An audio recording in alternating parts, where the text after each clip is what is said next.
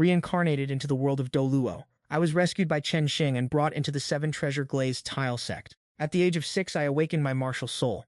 In my hand, I held a sword of green lotus, looking like a celestial immortal descended to the mortal realm. My sword energy swept across the heavens, and my innate soul power was a 1 in a million full-rank masterpiece. My talent for the sword was so peerless that Ning Fengji, who witnessed it, immediately decided to seal an engagement between Ning Rongrong and me. But what no one expected was that for the 6 years following my awakening, my soul power would never break through even once. This led Ning Fengji to begin considering breaking off the engagement. Right now, at the back mountain of the Seven Treasure Glazed Tile sect, I stand before the celestial sister. Ning Rongrong felt ashamed, biting her red lips. She whispered, "Let's just end it like this," as I looked at the beautiful young girl before me. She was clearly within arm's reach, yet it felt as if an unbridgeable chasm lay between us. Ning Rongrong looked up at me, then turned her back to me. "You have been in the Seven Treasure Glazed Tile sect for 6 years now. Do you still remember when your martial soul first wakened? You had full innate soul power, and your sword energy soared straight into the clouds. My father and everyone else called you a genius seen only once in a millennium, yet 6 years have passed, and your soul power is still only at level 10. As for Ning Rongrong, she raised her hand to reveal a transparent, 7-story glazed pagoda spinning in her palm. 2 yellow spirit rings shone brilliantly around it. She had already reached level 26. Brother, the 7 Treasure Glazed Tile Pagoda is the continent's #1 support martial soul. It must be paired with a powerful battle soul to unleash its true potential. Although I really don't want to say this, you truly can no longer keep up with my pace." Rongrong lifted her chin proudly like a majestic swan. "I am the future sect master of the 7 Treasure Glazed Tile sect. My other half must be an ultimate powerhouse." I remained silent for a long moment, then suddenly laughed lightheartedly, my clear voice carrying far into the distance. "Then, may we both be well." "This belongs to you," I said, taking an item from my storage bag. Rongrong turned around to look at me, and as she reached out her hand, a small pagoda molded from dirt lay silently in my palm. She trembled slightly, unable to help but remember the past. "Brother, I have molded a glazed pagoda for you. You must protect it well." "Rongrong, I molded a sword for you. The mud was dirty and the molding was crude, yet it held the sincere heart of the teenagers we were back then." Ning Rongrong stared at the small dirt pagoda for a long time, then nodded softly. "Okay. Brother, here is yours back as well." Rongrong raised her hands to her neck and unclasped the clay sword pendant. I took the small sword and turned to leave, feeling their stubborn gazes fixed upon my retreating figure. Ning Rongrong parted her crimson lips slightly, but in the end she only bit her lip and walked in the opposite direction. From the peak of a beautiful mountain, they watched me head down a different path. Ning Fengji let out a sigh of feigned regret. While his words suggested disappointment, his eyes clearly betrayed a hint of relief.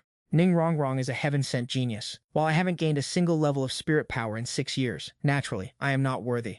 Ning Fengji looked towards Sword Doluo Chengxin and said, "Forget about Li Zhexian. I will give him some compensation, so there is no need to dwell on it.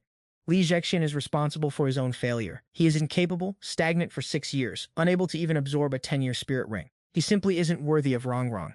Bone Duluo Gurong shook his head and sighed. "When you awakened the Green Lotus Sword spirit, Chenshin was determined to groom you as his successor.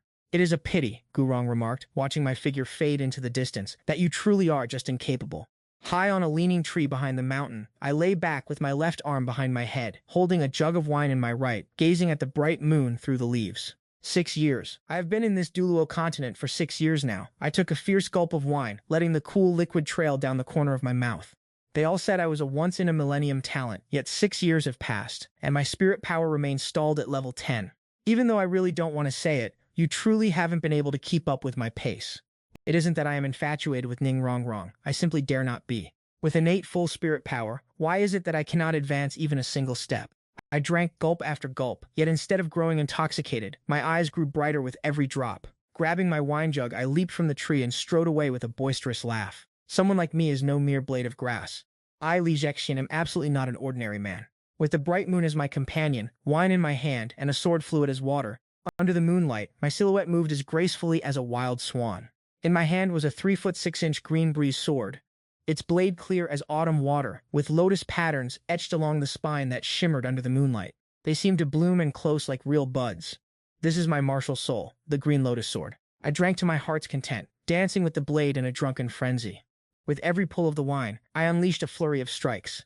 The glimmer of the blade spanned 100 meters, completely outshining the moon in the sky. It was strange. No matter how much I drank from this palm-sized jug, it never ran dry. Every time I tilted my head to drink, my spirit power surged. I drank again, and it surged even more. As the spirit power boiled, I took another gulp, and my energy skyrocketed. The spirit power that hadn't budged for 6 long years was now climbing wildly thanks to this continuous flow of wine. Level 11, level 12, level 13, level 20. I emerged from that peculiar state of mind, feeling the massive difference in power within my body. My soul power had surged by over a dozen levels. But why did this happen? As someone who has lived 2 lives, my true self can never be drunk.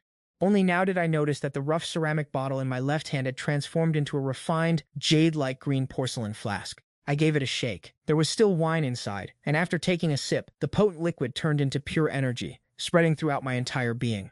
My level 2 soul power showed a slight subtle increase, and the sword in my heart became even sharper. Ha ha ha! With my right hand clutching my sword, and my left hand holding my wine, I let out a loud laugh, finally understanding. My martial soul is not just the green lotus sword, it also includes this clear spring gourd. These are twin martial souls. The wine martial soul hasn't fully awakened yet, so naturally, I couldn't progress further or absorb a soul ring. Realizing the reason, a smirk curled on my lips as I looked down at the intricately carved buildings at the foot of the mountain. My smile faded as I turned to leave. The past cannot be held onto, and even if I hadn't awakened my martial soul, I had already decided to leave the 7 treasure glazed tile sect. The wealth I accumulated over these 6 years has been left in the room, settling my debts so that from this day forward, I owe them nothing. There is no way the elders didn't know about what Ning Rong said today. They clearly gave their silent approval. I flicked my sleeve and tossed the small ceramic item into the air. Before it could even hit the ground, a sharp, crisp flash of swordlight streaked past, slicing the object in two. Without even sparing it a glance, I tilted my head back for a final gulp of wine, clipped the green-glazed gourd to my waist, and with a few swift movements, vanished into the rear mountains. A stick of incense. After the end of the month, Ningfengji, Chenxin, and Gurong appeared out of thin air. Chenxin sensed the surroundings, frowned, and said, "This sword aura definitely belongs to Zexian." Catching the scent of wine lingering in the air, Ningfengji let out a long sigh. Zexian's room is already empty, and inside he left behind all the wealth that he had saved up over the last 6 years. This child appears to be laid back and carefree on the surface, but in reality he possesses immense pride. The words Rongrong spoke were unbearable for him, and he had been using alcohol to drown his sorrows. Gurong shook his head, saying, "Pride without the strength to back it up is nothing but a joke." Yet Fengji didn't refute him, clearly showing he agreed.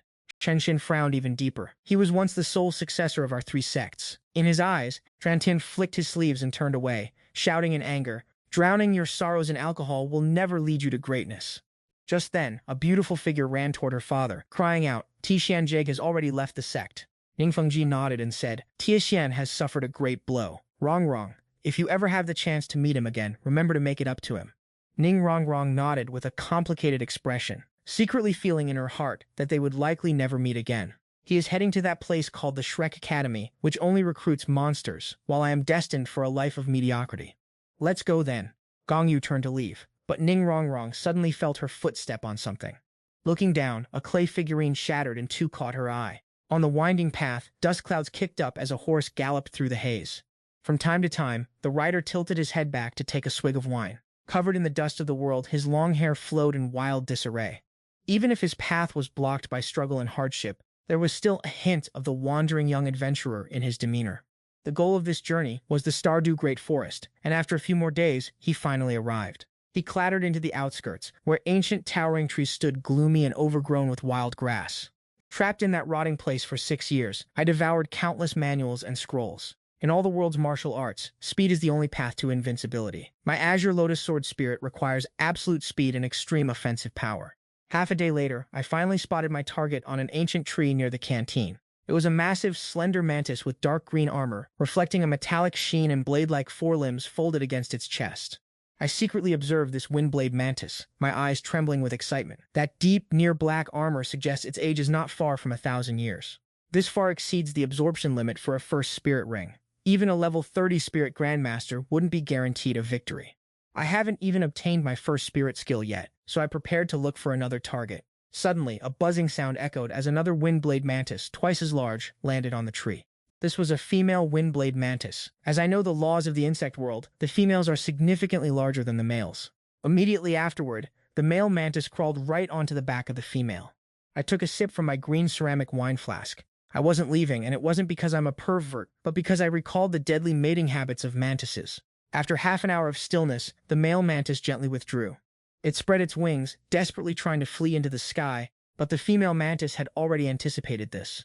She swung around violently, her blades suddenly tearing through the air. The atmosphere was sliced open as she savagely impaled the chest of the male. Green blood sprayed out in a violent surge. Seeing this, my eyes lit up with anticipation. This is the moment. After mating, the female will devour the male. They are bound to have a brutal struggle, and I must take this opportunity to push past my limits, even if it's a gamble. These past 6 years of progress have left me craving power more than anything. The intense pain ignited the male mantis's ferocity, and with a shrill cry, it whipped around to strike at the female's head. The female mantis crossed its forelimbs, blocking the blow with an explosive clang. With the sound of clashing steel, the two creatures took flight, transforming into green and black streaks of lightning, colliding violently in midair. Thank heavens I didn't risk making a move. I gulped hard. This level of combat power was so terrifying that one small mistake would mean instant death. I remained hidden in the shadows, chugging my wine sip by sip. My martial soul has yet to be augmented by a soul ring, yet it possesses an effect that defies the very heavens. Beyond boosting my soul power and healing my wounds, the more I drink, the sharper my lotus sword becomes. As I channeled it through my throat, the patterns on the lotus sword slowly began to glow. And as that astonishing sharpness erupted outward, within a few breaths, the Gale mantis had been dealt a crippling mutual blow. The survivor was victorious, but its body was gravely injured. Just as it began to devour the male, I flashed forward and slashed across its waist. A pale purple, 1,000-year soul ring rose from the carcass, and I immediately sat down to begin the ritual. That single strike had drained every ounce of my soul power. Once I regained a bit of strength, I stared at the purple ring, filled with hesitation. After consuming the male, the female mantis had evolved to the 1,000-year level. The age of this ring far exceeds the limit for a first soul ring, but to let such an opportunity slip away would be a tragedy. How much longer would I have to search to find one more suitable? The higher the age of the ring, the greater the power of the soul skill. I took a deep swig of wine, and the hesitation in my eyes hardened into resolve. An opportunity like this is laid out right before me. If I give up now, I am no longer Li Tishan. With the restorative power of my spirit wine, I will surely succeed. I sat cross-legged, drinking deep as my exhausted soul force gradually replenished. Once I adjusted to my peak state, I began to absorb the ring. The aggressive energy of the purple soul ring surged violently into my body. I grunted in pain, blood trickling from the corner of my mouth. Every inch of my skin felt as if it were being pierced by sharp blades, and the veins beneath my skin throbbed and writhed like tiny dragons. I have always said that I, Li Tishan, am no ordinary man. I do what others cannot endure and bear what others cannot suffer. Like a great rock rising with the wind to soar 90,000 miles, the blue porcelain gourd flew before me. As I tilted my head to drink, the mixture of wine and blood flowed down, my battered body constantly healing, even as the ring's energy tore it apart again. After the time it takes for an incense stick to burn, I lay flat on the ground, pale-faced, but with a triumphant smile. It worked. Ha, I've done it! I have succeeded halfway, and as the hour struck, I summoned my lotus sword. The sword bloomed with a brilliant emerald hue, clear as refined jade. Its sharpness was chilling, and I instantly realized this was the legendary Clear Breeze technique. Gripping the hilt tightly, I unleashed the full force of Great River, Clear Breeze. A radiant light swept across the mountain forest, a single strike carving through everything in its path. Massive trees toppled at the sound, the cut surfaces as smooth and polished as a mirror. Covered in blood, I wandered until I finally found a stream on the outskirts of the forest.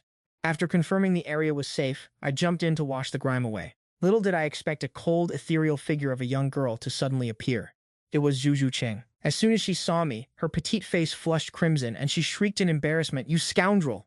I opened my eyes in shock and submerged myself in the water, wondering to myself, where is this so-called scoundrel? As I poked my head out, it finally dawned on me, and I frowned. Are you sick or something? How am I supposed to bathe while wearing clothes? Zhu Qing's face turned even redder. In broad daylight, how could you be so reckless and not check if anyone was around? I stood up, exposing my upper body.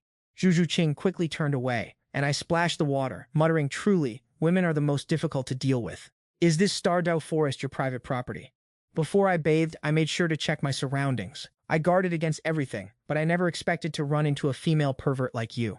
Zhu Qing trembled with pure rage. The soul of her nether civet awakened instantly. Her eyes shifted colors, cat-like ears sprouted from her hair, and a graceful tail whipped behind her, trailing ribbons of energy. She hurled a massive boulder at me, but I sliced through it with a single stroke of my blade, splitting the rock clean in two. "I'm done playing with you," I said, diving back into the water and swimming rapidly upstream. "Stop right there, you scoundrel!" Zhu Qing pursued me like a wild cat. But I gradually put distance between us until I finally lunged onto the bank. I pulled on a clean white robe and turned to face her as she caught up. Why are you still chasing me? You were the one who saw everything, so why are you acting like you're the victim? Juju Qing stood firm, her aura shifting with dangerous intent. I see your strength is not bad. I want to spar with you.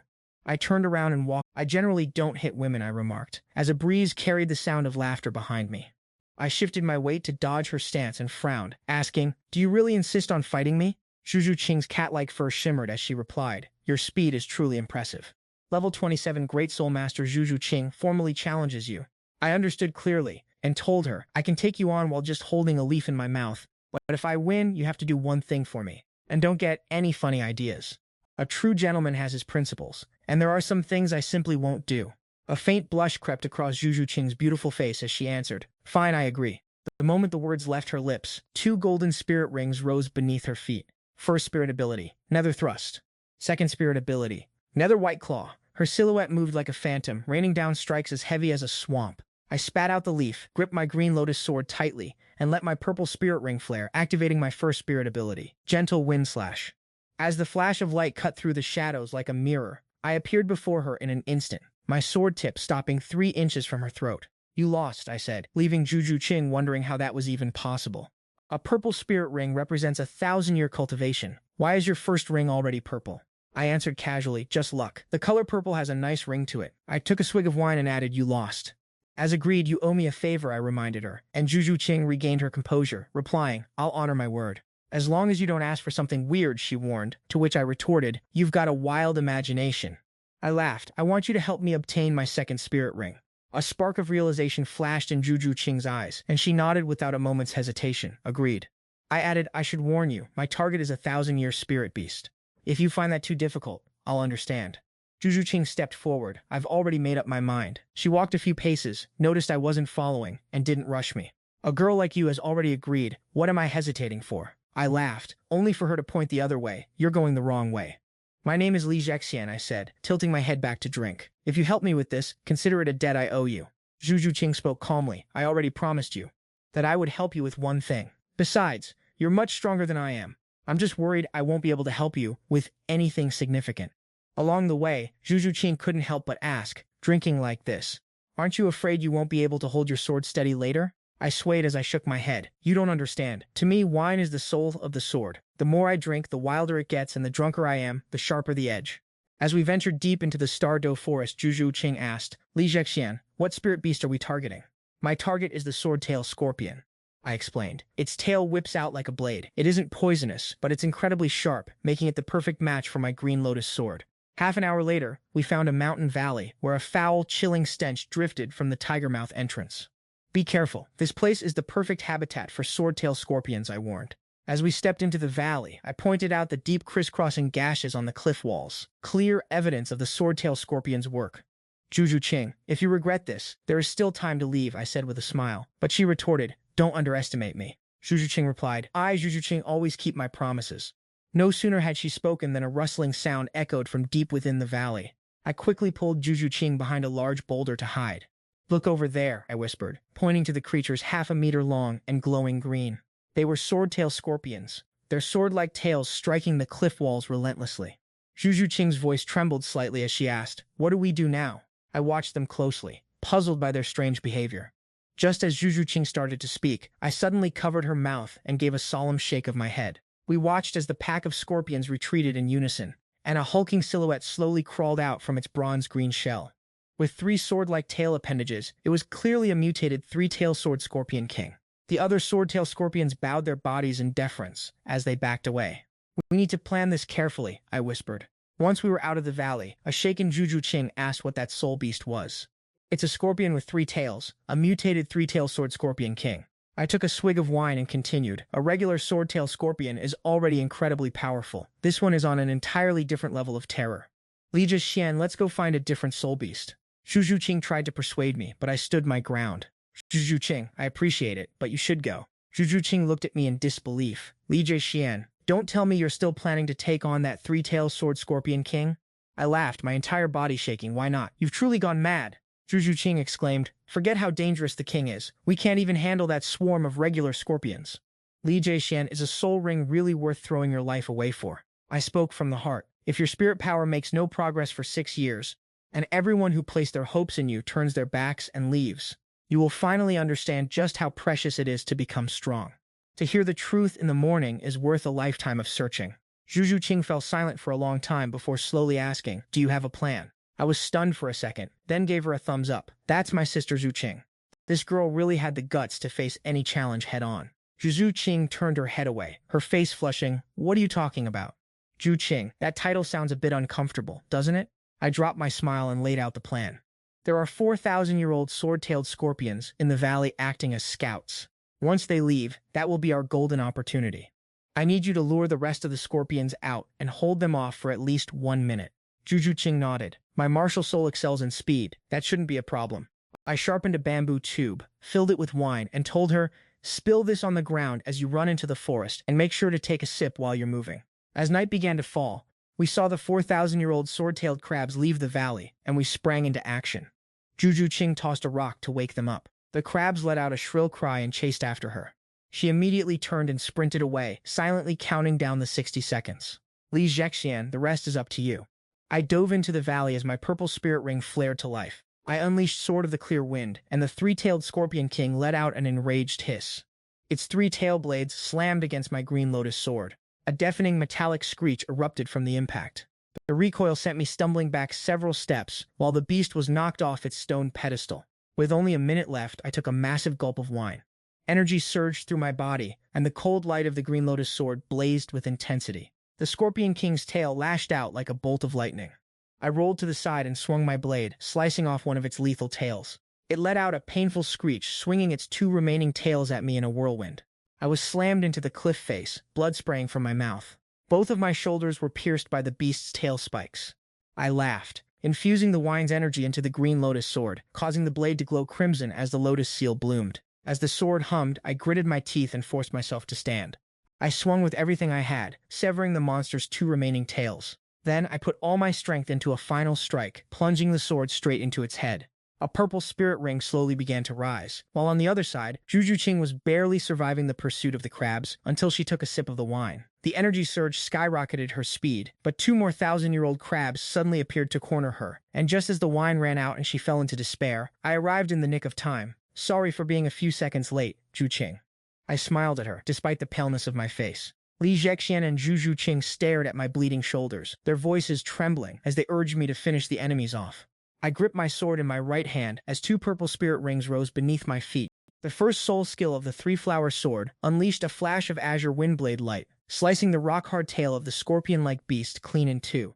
Zhu Qing stared at Li Jiaxian in disbelief. "Did you truly obtain the spirit ring of the 3-tailed Scorpion King?"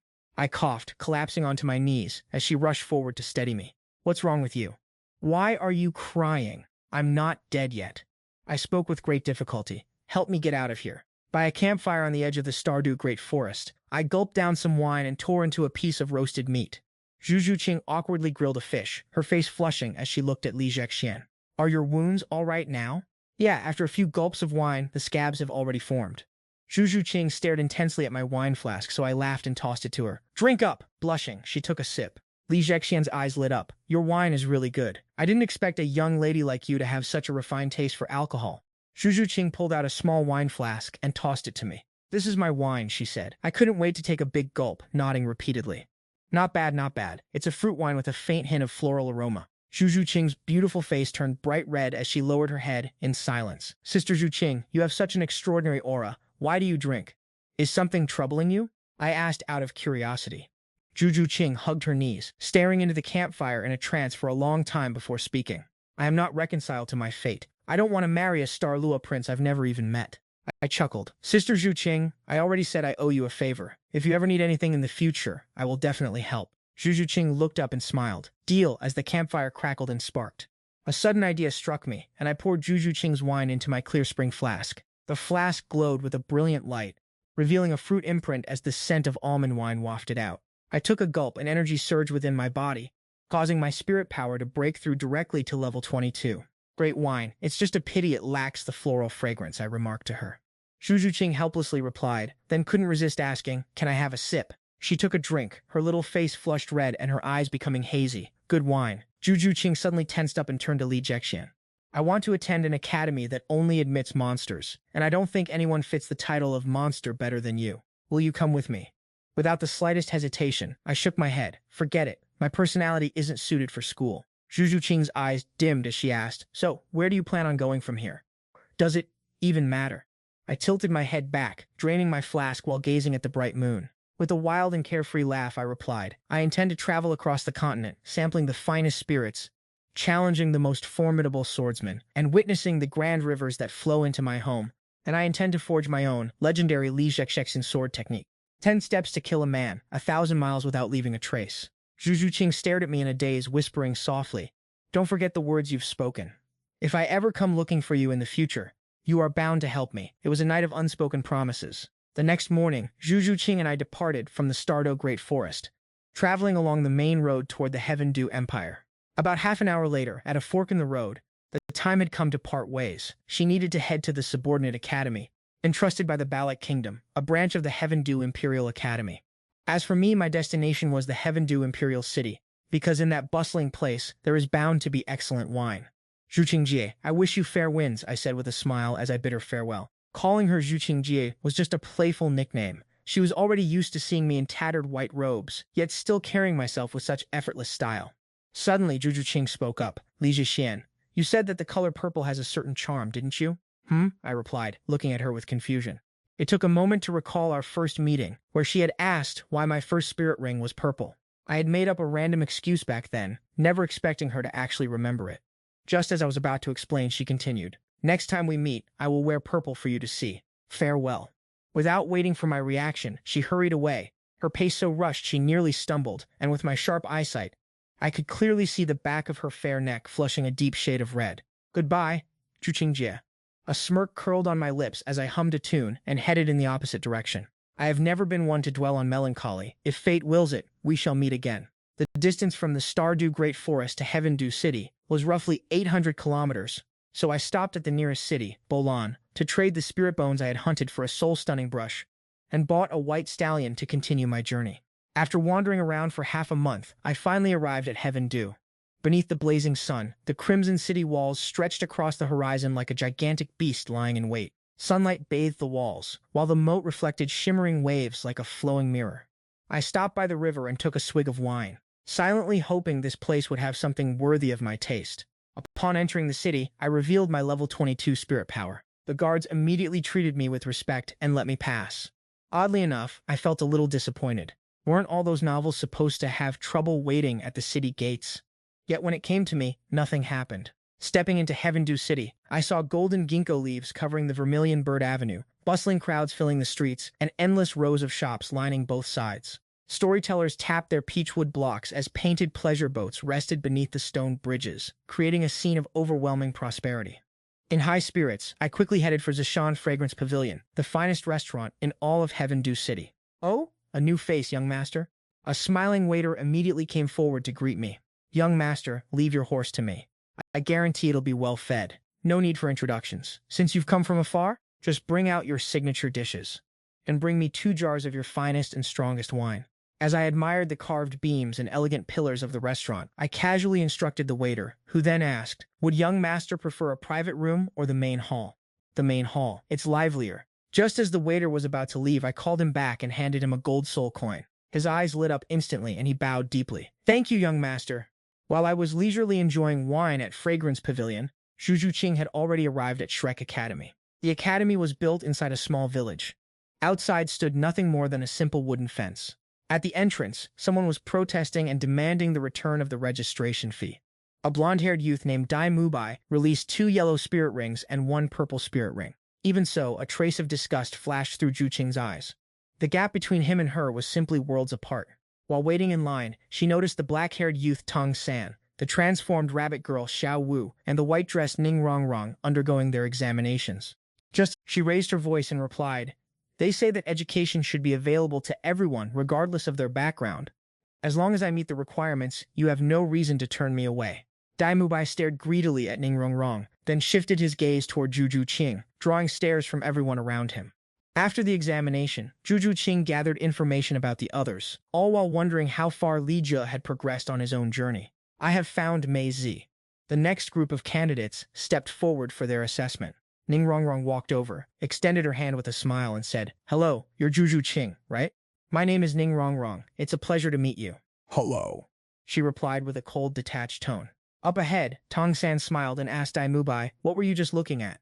Are you planning to cause trouble for another girl again?" Dai Mubai quickly responded, "I just felt that Juju Qing's aura was very pure." Xiao Wu let out a sharp scoff. "Aura? What kind of aura?" "It sounds so sophisticated," she added mockingly. Dai Mubai appeared slightly embarrassed, but he remained arrogant, insisting, "Regardless, I have my eyes set on that Juju Qing. No matter what, I am determined to make her mine." Just then, a smooth voice rang out, "Sausages for sale. Hot sausages. Don't miss out while you're passing by. Oscar brand sausages. Only 5 copper coins each." Tong San asked if Xiao Wu or Rongrong wanted one, to which he asked, "Ju Qing, would you like to eat one?" "No, thank you." She shook her head and he replied, "All right then, I won't have one either." Dai Mubai rushed over to stop him, scolding Oscar, "You are an absolute disgrace to this academy. I have warned you more than once. Stop selling those sausages inside the academy grounds." Everyone looked on, confused, so Dai Mubai explained, "Don't let his appearance fool you. His name is Oscar, he's 14 years old, and he's also a student here at Shrek Academy. Oscar, conjure up a fresh sausage right now." Oscar reluctantly raised his right hand. "In dissent, Grandpa here has a big sausage for you." After Tong San whispered an explanation to Xiao Wu, her face turned bright red and Ning Rongrong pouted in disgust. I couldn't help but curse out loud at how nauseating and vulgar that entire display was. I find myself missing Li Jie more and more with each passing day, but I understand that I must rely on myself to become stronger so that when we meet again, I can stand proudly before him. "Zhu Qing, what are you thinking about?" Ning Rongrong asked with a curious expression. "I was busy thinking about a friend of mine." "Man or woman?" he asked with a straight face. Ning Rongrong's face was filled with a mysterious, teasing expression. "I'm so curious to see what this legendary genius you're pining for looks like. You simply have to introduce us later." I nodded, deep in thought, and took a massive gulp of wine at the tavern. My sword hummed as I sighed. The liquor was strong enough, but it lacked the right aroma. Even Juju Qing's wine couldn't compare to the legendary brews I craved. Only later did I discover it was 100-year-old NV Hong that he had been hoarding, a brew he drank only to numb the pain of his impending political marriage. "Hey waiter, tell me, is there any better tavern in this Tiandu Imperial City than your establishment?" The waiter looked left and right, leaning in to whisper, "Since you're an honest traveler, I'll tell you the truth. The finest wine at Li Shanxiang is mostly reserved for the Imperial Scouts, and the rarest, most exquisite vintage of all is known as Yaoguang Brew. Legend has it that it's crafted from starlight and the essence of mountain flora. Most say this Yaoguang wine is actually a poem left behind by the legendary Yi Chong." Leaving the tavern, the name of that divine Yaoguang brew kept echoing in my mind, but it was far from easy to obtain, so I would have to plan my move carefully. I rented a small courtyard, and as I tidied up, the thought of that poem, the Yao Guang, kept ringing in my head. The green lotus sword mark glowed between my brows, and suddenly, a flash of inspiration for my own sword technique struck me. Beneath the vast starry sky, I sat on the courtyard steps, resting the green lotus sword across my knees, its blade reflecting the heavens. I whispered to myself, questioning the true meaning of the sword, finally grasping the sword of spirit, the sword of the heart, and the sword of the heavens. With a single swing, the sword light tore through the night, as if the stars themselves were falling from the sky. I had created the first movement of the Green Lotus Sword Song, which I named Yao Guang, though it remained incomplete without the actual wine to perfect it. The next day, I lingered outside the Imperial Palace for a long time, but no matter how hard I tried, I couldn't come up with a plan. I eventually bought some fishing gear and headed to the water, and since I was short on cash, I had to fend for myself. The Tiando city was packed with monks and gossiping merchants, scaring all the fish away. I left the city, passed through a peach blossom forest, and found a lotus pond where a refined young man in white robes was already fishing. I found a spot, baited my hook, cast my line in one smooth motion, and laughed while setting up a small stove. "How's the catch today, friend? How about you lend me 2 fish for now? I'll pay you back once I catch my own." He shook his head and replied, "I haven't caught a single one yet. Is fishing with your bare hands a habit of yours?" I made a casual remark and stepped toward the nearby reeds. 2 guards moved to intervene, but they were stopped by a gesture from the young man. A moment later, I felt a sharp tug on my line and yanked the rod with all my might. A fish leaped from the water, and with a swift, fluid motion, I gutted it and tossed it into the pot, leaving that young man in white robes completely stunned. "If you want to eat, you eat fresh." I added a bit more seasoning and told him to wait until I caught a few more so I could share, rather than him having to struggle on his own. He turned his head, his voice tinged with a hint of defiance. But after that, I kept reeling in fish while he caught nothing at all, eventually causing him to pack up his rod and prepare to leave. Hey, why are you so obsessed with competing against me? It's just a few fish. Since we've crossed paths, we're practically friends, so come over and eat. But he didn't, simply turning away without looking back. Yet, half an hour later, he was sitting right across from me, slowly chewing on grilled fish and nodding in approval at the aroma. It's truly relaxing. I took a sip of wine and soaked in the evening breeze. Are you from outside the city? He asked. How did you know? I raised an eyebrow, and he lowered his head to focus on his fish, still not offering an answer. A moment later, he asked, at your age, coming to Tiando City, surely you aren't trying to enter the Tiando Royal Academy? I could put in a good word for you. You're quite impressive, aren't you? Even the Royal Academy is something you can influence, but I personally hate going to school. He paused for a moment before asking, then what do you want? I stood up and joked, if you're really as capable as you say, then get me a bottle of Jiao Guangniang. Jiao Guangniang? He swallowed the fish in his mouth and stood up to leave. His voice drifted back from a distance. A single meal of fish isn't worth a bottle of Jiao Guangniang. Watching his retreating figure, I muttered to myself. Judging by that tone, I'm afraid he might actually be able to get his hands on some Jiao Guangniang. Could he be the crown prince of Tiando, Xue Qinghe? Or perhaps I should call him Chen Rengshui. As long as I get my Jiao Guangniang, I don't care who he really is. If one meal of fish isn't enough, I'll just invite him for a few more. The next morning, I headed straight to Heihua Lake. But even when the sun was blazing high, there was no sign of him.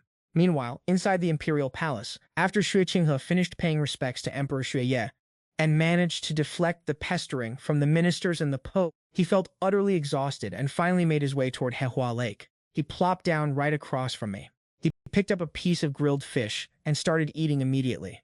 I laughed and scolded, you rascal, you wouldn't eat when I offered yesterday, but now you have no manners at all. He curled his lip in annoyance as I thrust a grease-stained hand right in front of his face. What are you giving me? It's Yao Guang brew, obviously. You've already eaten 2 of my meals in exchange for 1 fish. A single jar of Yao Guang brew is worth 10,000 gold. Your fish is far too expensive, he grumbled, though he didn't refuse the offer. I headed out to catch some fresh fish. Upon returning, I saw a translucent crystal bottle sitting where he had been. Inside, light flowed like a river of stars. It was indeed the Yao Guang brew. My eyes locked onto it, and I said, this is the Yao Guang brew you wanted. Without even looking up, he replied, you're still getting the better end of the deal with 2 fish. You at least owe me 8 or 10 more meals. Forget 8 or 10, I'd gladly treat you to 100. I snatched up the crystal bottle, and in my excitement, I playfully punched him in the chest, saying, you're a true brother. His movements froze instantly, and his gaze turned dangerous in a heartbeat. My heart skipped a beat, so I quickly pretended nothing had happened. I went to reach for the bottle again, trying to play it off as the act of a good brother. A true brother indeed. He didn't change his expression, but frowned and asked, at your age, you're always clutching a bottle of wine. Do you even understand what you're drinking? Understand it? I laughed, popped the cork of my gourd, and took a deep gulp. The wine felt like flowing starlight slipping down my throat. I let out 3 satisfied cries and savored the taste. The initial aroma was as clear as an icy stream, with a subtle velvety coldness lingering beneath. The aftertaste was long-lasting, carrying a mysterious, refreshing chill. I closed my eyes and opened them again, and for a moment it felt as if starlight were dancing before me. The Qinglian sword trembled as it resonated with the Yao Guang brew. The wine was both ethereal and deeply poetic. I still don't know your name. He looked at me and said, Li Jie. As for you, you didn't know who I was yesterday, and you still don't know now? I didn't mind, picking up a piece of fish and dropping it into his bowl, saying, whether you're a prince or not, you're getting the tenderest piece of fish. He was stunned, momentarily setting aside his skepticism regarding my fishing career. I poured the Yao Guang brew into my Qingquan gourd. A thread of starlight gently fell into the mouth of the vessel, releasing a brilliant mist. A starlight mark appeared on the gourd, and as I took a swig, my soul power surged like a raging tide. The Qinglian sword mark on my brow lit up. The sword leaped out, and with one swing, starlight condensed in the air, gathering into a brilliant glow. The first form of the Qinglian sword song, Yao Guang sword, reached great completion. For the next few days, I went to the Lotus Lake every single day to catch fish and eat with Xue Qinghe. Every evening, as I practiced my sword, he would drop by from the imperial palace every few days, constantly trying to convince me to enroll in the Royal Academy.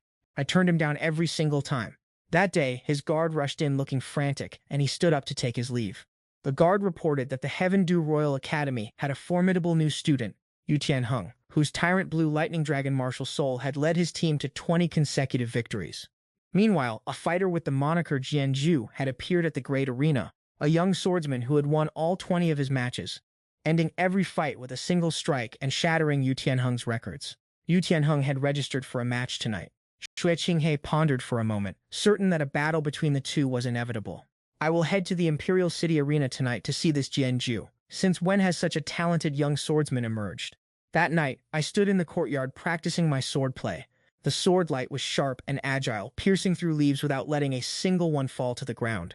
I frowned in deep thought, sensing my sword techniques were still missing something. It wasn't until I saw two ferrets fighting outside the courtyard, where the one running away suddenly turned to deliver a brutal counterattack, that I finally realized the essence of the blade. I was lacking the raw ferocity of real combat. The next day, I went to the Imperial City's arena to register, taking the moniker Jianzi and betting my entire fortune of 3 gold soul coins on myself.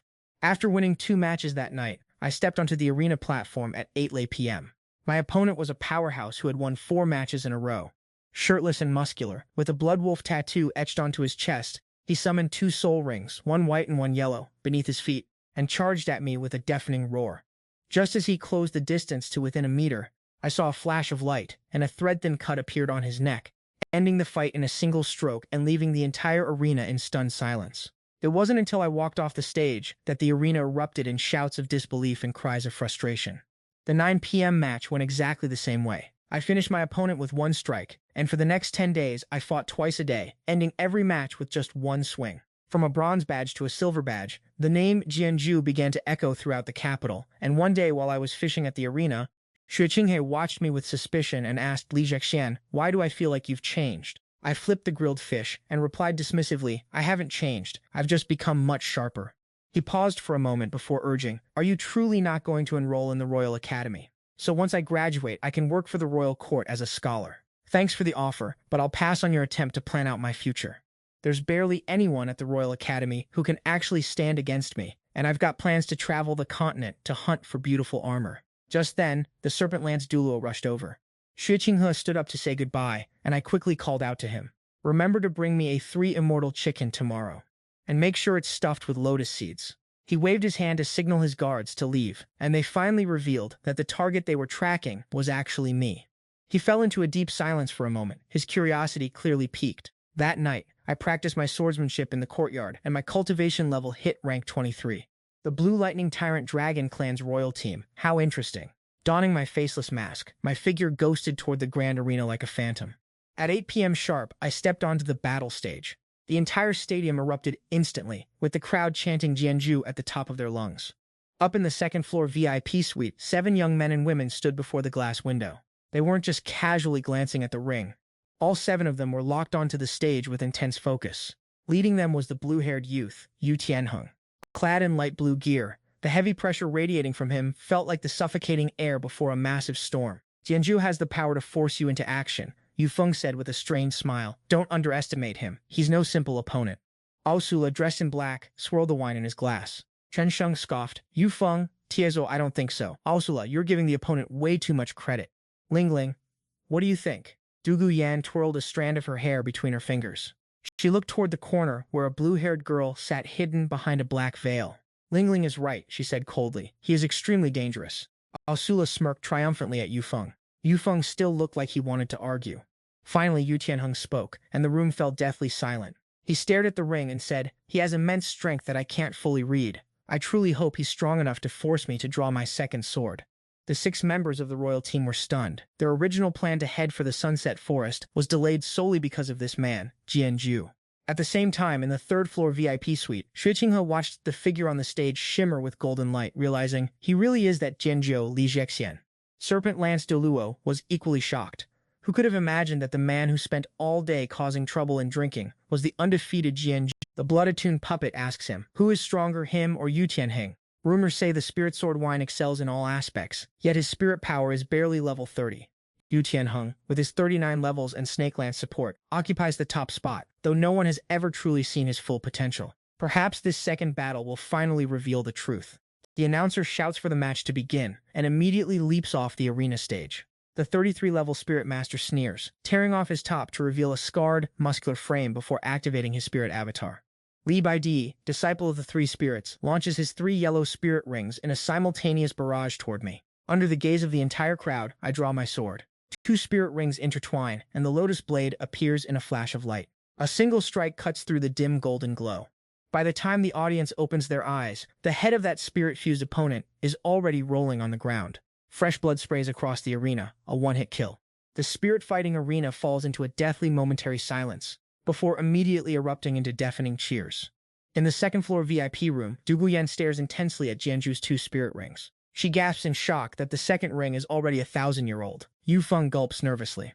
The 10th-ranked brothers also wear expressions of deep gravity. Yu Tianheng Chensheng admits that he is truly terrifyingly strong.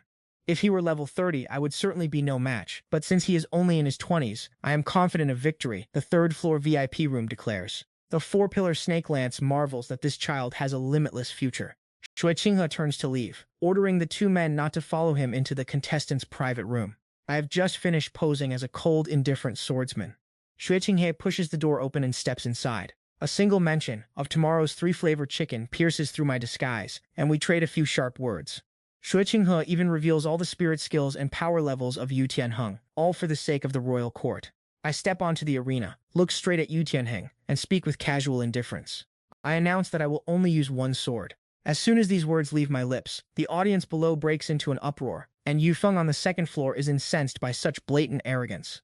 Shui Qinghe returns to the 3rd floor, sternly ordering Snake Lance to ensure Li Jetian does not get hurt. Yu Tianheng strikes first, unleashing his 3rd spirit skill, Thunderous Wrath, to its full extent.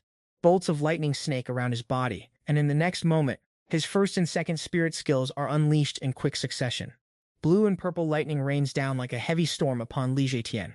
Below, even the supporters of Spirit Sword Wine raise their glasses in respect. Remaining perfectly calm, I drew my Lotus Sword, activating my 2nd soul skill, Blooming Sword Arts, which instantly tripled my attack speed and sharpness. I ran my fingers along the blade, unleashing my self-created technique, the Azure Spirit Sword Chant.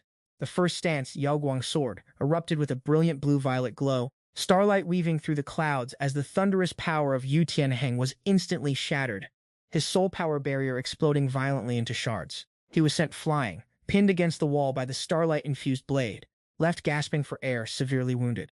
With that one strike, the Tyrant Dragon Lightning Team's arena fell into a deathly silence, followed immediately by an even more deafening roar of cheers. I dispersed the sword light and turned to leave.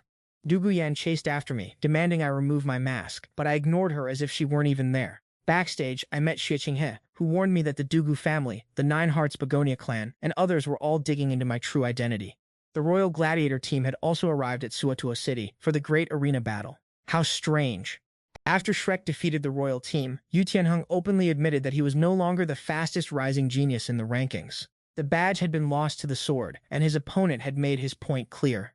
Zhu Zhuqing's heart raced as she heard the news, and she chased after Du Guyan to ask questions, even asking her to deliver the Nine Hearts technique back to the inn, where Xiao Wu and Ning Rongrong were busy playing around.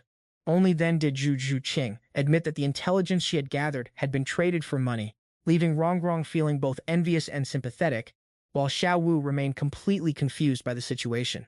In the courtyard of the Heaven Dew Imperial City, I lounged lazily on the steps, dreaming of a mysterious figure teaching me the secrets of brewing wine. Waking up the next morning, I decided to brew a batch myself, using the techniques I had mastered in my dream. With the memories still vivid, I headed to the Lotus Lake to meet Xue Qinghe for our fishing appointment, and I wasn't the least bit surprised to hear the strange rumors swirling around Shrek Academy. My nonchalance only served to annoy Xue Qinghe, who eventually lunged into my arms, demanding to know why I was in such a good mood. The old man hiding in the reeds, intending to spy on us, had no choice but to give up in frustration. Returning to my courtyard, I ran straight into Du Guyan, who had come looking for me. She tried to ambush me with poison, unaware that my nine-soul spirit had long since evolved to neutralize any toxin. I countered with a single strike, gave her 2 sharp slaps, and forced her to release the snake venom, leaving her sobbing in a fit of rage. Before leaving, Du Guyan tossed back Zhu Zhuqing's wine flask and fled in a hurry.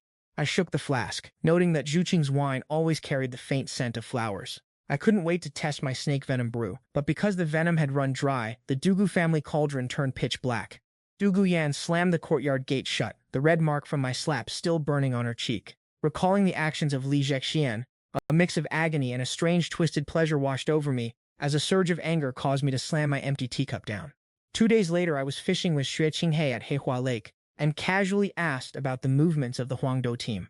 Now that the Huangdou family members were undergoing special training under the Lightning Do Luo, Wei Lingling remained in seclusion, and Du Guyan had finally stopped causing trouble. Xue Qinghe glanced at me, speaking in a calm, indifferent tone. I let out a sigh of relief, though deep down a sense of unease lingered. The mystery of the snake venom still had no leads. Upon returning to the courtyard that evening, I saw Dugu standing at the doorway from afar, her eyes filled with a mix of humiliation and a desperate longing that she refused to speak aloud. "I won't tell you the words of your little lover." He leaped into the courtyard, clearly intent on forcing a fight. I had no choice but to accept the challenge. My swordlight slashed his sleeve, leaving a trail of blood, yet he fought with even greater tenacity, gritting his teeth and refusing to admit defeat. "Dugu, if you keep acting like this, I'm really going to extract that snake venom." I pinned him down by the river, forcing him to spit the snake venom into a teacup. He stumbled away, tossing a messy remark over his shoulder about Zhu Qing wanting to kiss me, leaving me both laughing and crying at the absurdity. During my second attempt at brewing, I precisely controlled the measurements. The emerald green snake venom blended into the rice liquor, bubbling with jade-colored foam, releasing a sweet and intoxicating fragrance, carrying a cool medicinal scent like menthol, which made me unable to wait and take a sip. The sweet aroma of the grains, mixed with the sharp heat and a hint of acidity, was absolutely mesmerizing. I channeled my martial soul, the serpent, into the spring within the nine-finger five-soul domain. A tiny green snake appeared on the surface of the liquor. Birds in the courtyard smelled the scent and instantly vanished into thin air. Outside the courtyard, Dugu caught the scent of the liquor, his body trembling with uncontrollable excitement. Dugu face, once pale as if her soul were buried in a deep forest, began to show signs of the snake venom fading away.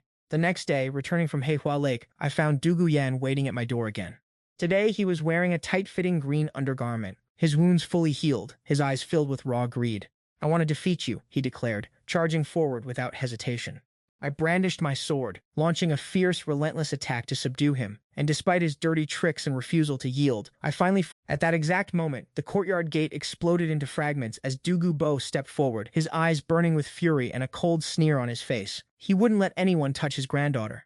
He unleashed a powerful palm strike, but I countered instantly, channeling the power of my second spirit soul. With the first move of the three-sword punishments combined with the Yaoguang sword from the Green Lotus Sword sect, the protective barrier was pushed back, and the backlash even sent Dugu coughing up a mouthful of blood. "Grandfather, stop! It was my choice to come and find him." Dugu rushed over in tears, shielding me with her own body. Dugu narrowed his eyes, scrutinizing me intensely. I noticed a strange wound on his own palm. He had actually been wounded by me, so I raised my sword in a salute, and tossed him a bottle of healing elixir.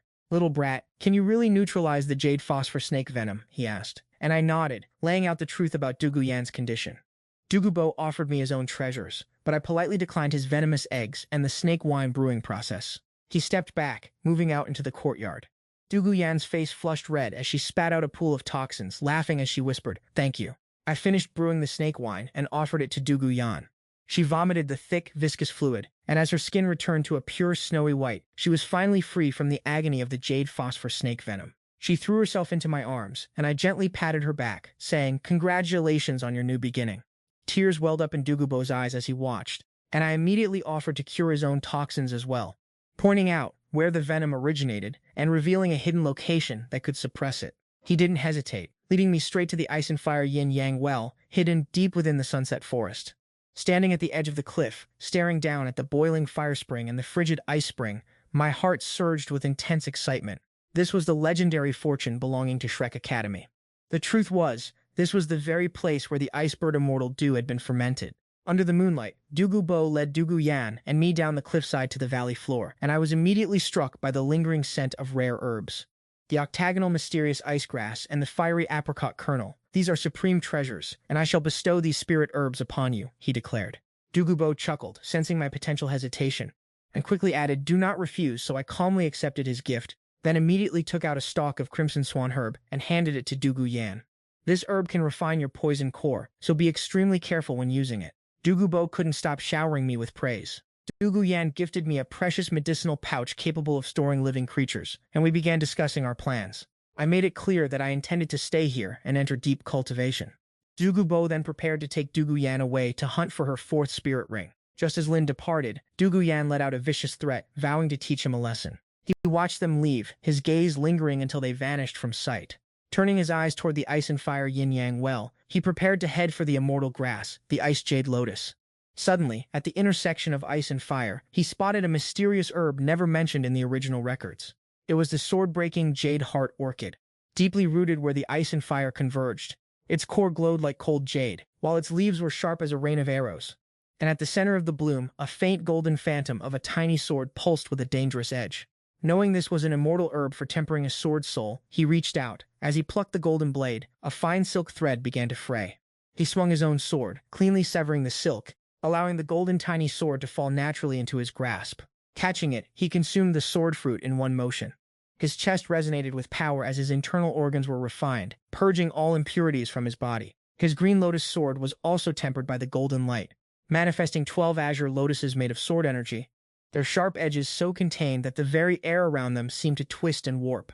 Sitting cross-legged to refine the energy, his sword followed his every thought, slicing through a massive boulder of dark iron as if it were nothing, leaving a surface as smooth as a mirror.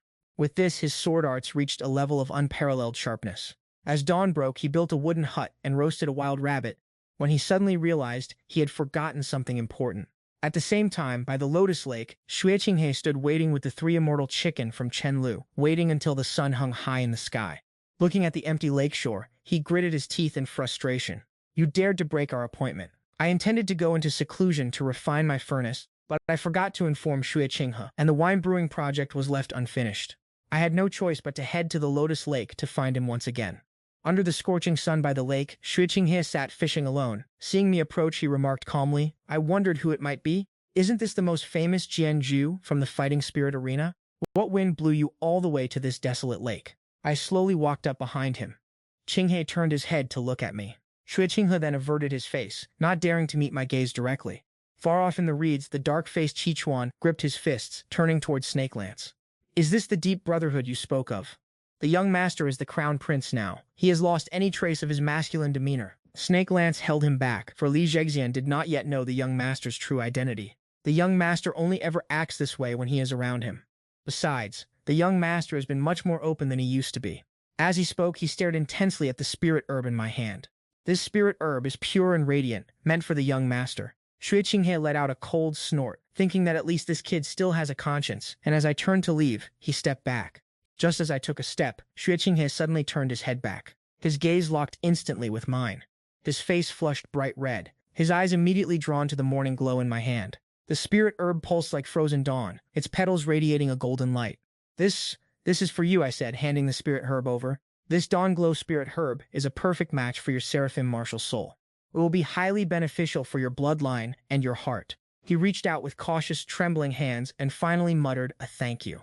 I truly enjoyed the peaceful scene of my sheep grazing on the grassy hills. Why are you being so polite with me, brother? I have always been grateful for the bright moon nectar he gifted me. Without that ingredient, my brood martial soul would never have evolved, and I wouldn't have awakened the light sword. Xue Qinghe wanted to say something about the gift, but he hesitated and stopped. Qinghe, I need to go into seclusion for a while. I might not be able to come by and lose my temper every single day. I tossed him a blue brocade pouch and told him, help me prepare the brewing tools listed inside. Xue Qinghe raised an eyebrow at the jade poison needle pouch. You're giving this to Li Zhixian? Are you planning on becoming the Dugu family's son-in-law?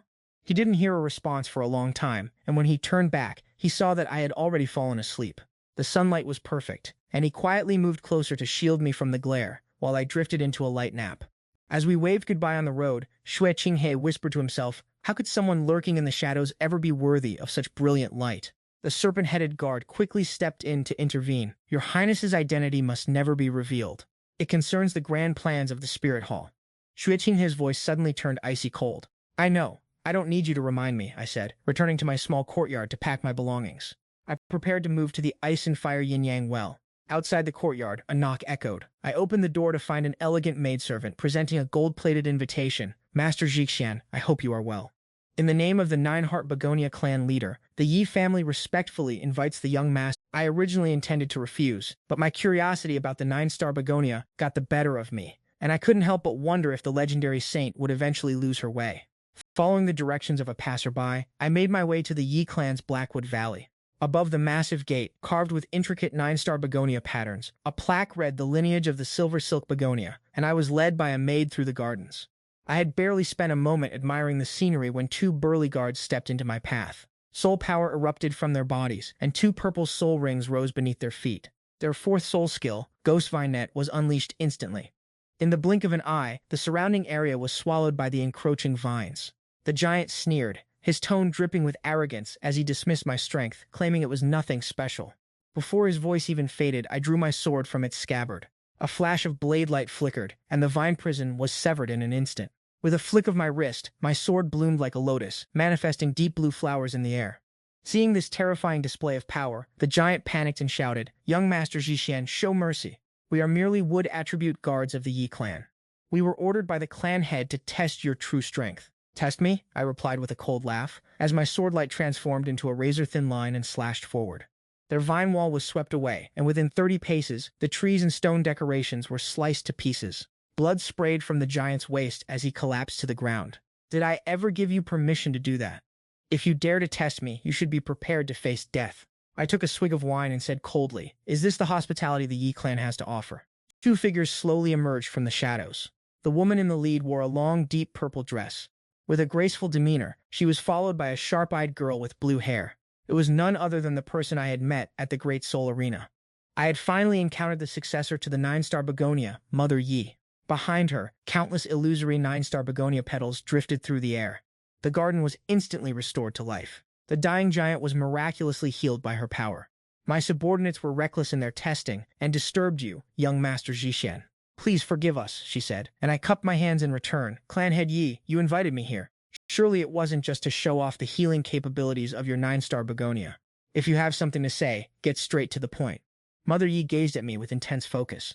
"Young Master Zhixian, you say the nine-star begonia is miraculous. I wonder, in your heart, how does it compare to the 7 treasure glazed tile pagoda?" Seeing my silence, she continued explaining that the so-called Battle of the Heaven Imperial Sacred Tower was a clash between the 9-star begonia and the 7 treasure glazed tile pagoda, held every 3 years. They fight for the title of the continent's #1 support spirit, all because the 7 treasure glazed tile clan has the endorsement of the Doluo God Star. This tournament relies on the actual strength of the chosen heirs. I didn't understand. If they were fighting for a reputation, surely it would only make sense if the two support sects were evenly matched in power. Does true martial prowess even exist in this world anymore? My mother said, "Being able to forge alliances with top-tier battle spirit masters is the inherent strength of a support-type spirit master. I am inviting you because I want you to represent the Yi family in the upcoming battles. The Yi family is willing to wait for you to reach your full potential. In you, I see the only hope of defeating Chen Xing." He removed a jade pin, and 3 streaks of light burst forth, revealing 3 floating spirit bones. "These floating here are the true treasures of the Yi family. If you agree, these will all support your future, and she can also be betrothed to you." I looked toward Yi Lingling, who remained silent, her head bowed like a tomb devoid of a soul. The Yi family head did not understand me. I remained calm, for to me, wealth and status are merely external burdens. I only seek a life of freedom. 1 man, 1 sword, and a flask of wine is all I need. The entanglements between the Ye family and the 7 treasure glazed tile clan I have absolutely no interest in. I cupped my hands in a farewell gesture and walked toward the end of the path, calling back to the Yi family head. "Next time you make a decision that affects someone's entire life, you might want to ask your dear daughter first if she is even willing." Yi mother whispered, "A true prodigy has his own pride." I had already guessed he would not be impressed by Lingling. Li Zhisheng is a hidden dragon. Before he soars through the 9 heavens, we must mark him with the seal of the Yi family. The honor and disgrace of the Yi family for the next few hundred years are all tied to your life. After a long moment, Yi Lingling finally uttered 3 words, "I know." Returning to the ice and fire yin-yang well, I used the God Star to brew the Ice Swan Fairy Nectar. After countless failures, I finally succeeded, a 9-leaved, semi-transparent glaze-like plant with a frost blue left side and a blazing red right side. I used the Profound Ice secret technique to take a sip. Once the wine hit my stomach, it transformed into ice and fire. The collision of these 2 energy currents is the very process of cultivating a dual spirit vessel body. I swallowed the octagonal mysterious ice grass and the fiery apricot essence. I leaped into the ice and fire yin-yang well. The extreme power of ice and fire surged through, scouring my body. My bones cracked and my meridians were torn apart, only to be restored by the nectar and the medicinal power of the fairy herbs. 3 days passed, and a red and blue halo formed around my body. An ice-fire interweaving silkworm on the tree trembled and took flight. The halo shattered, and my body underwent a complete rebirth, my left side burning red like a forge, my right side icy blue like an abyss, and my spirit power soared directly to level 29. Having perfected the fusion of the dual spirit meridians, I first poured the remaining ice flame essence into a flask of clear spring wine, and in the silence a Taiji diagram manifested before my eyes as the green lotus swords instinctively flew to my sides after I took a drink. I gazed at the harmony of ice and fire, falling into deep contemplation. 2 days later, a storm gathered over the mountain as the ice and fire fused into a heavy, chaotic energy. I suddenly reached an enlightenment on how marvelous the clash between water and fire truly is, and realized it is the refinement of the yin-yang foundation that serves as the root of heaven and earth. I stood upon the moon in the center of the spring, as my green lotus sword split into segments radiating colors of ice and fire. The yang essence became the flesh, with sword strikes bright as the morning sun. The yin essence became the bone, with blades as sharp and cold as the longest night. The ice and fire sword energy intertwined and surged toward the heavens, and as I landed, a stone staff manifested around me. With ice and fire clearly defined, the second verse of the Green Lotus Sword Song hummed with the power of the duality. My hidden sword art was finally complete, and at last I emerged from seclusion. The very next morning, I returned to my small courtyard. Wei Lingling was carrying a broadsword, and Little Fire was standing by the door.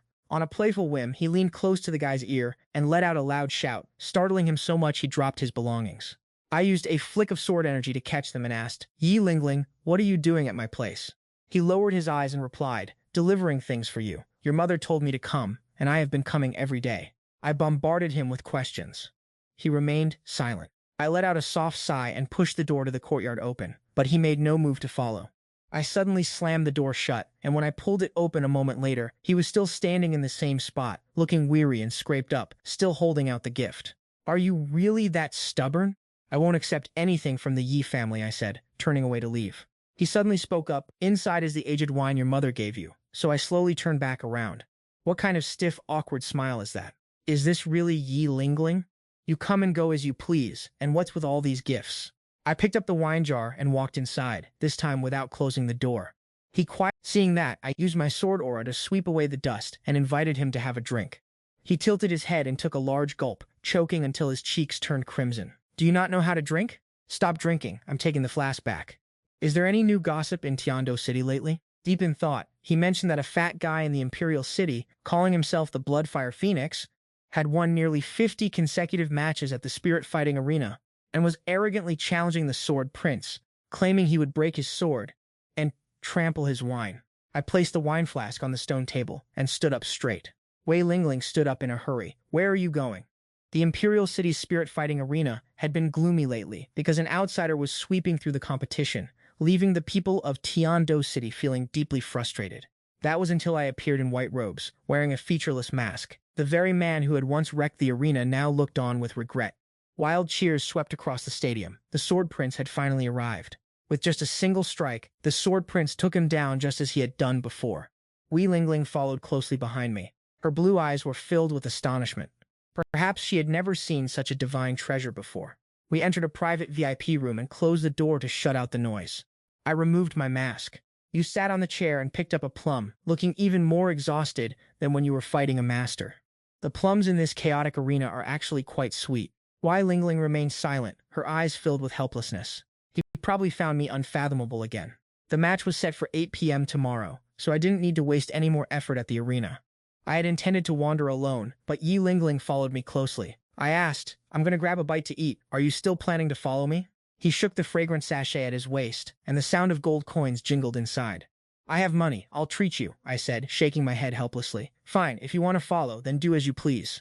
Seeing the mask shop was empty, he quickly pulled up a black silk veil, somehow finding a strange hairstyle in the Duluo continent.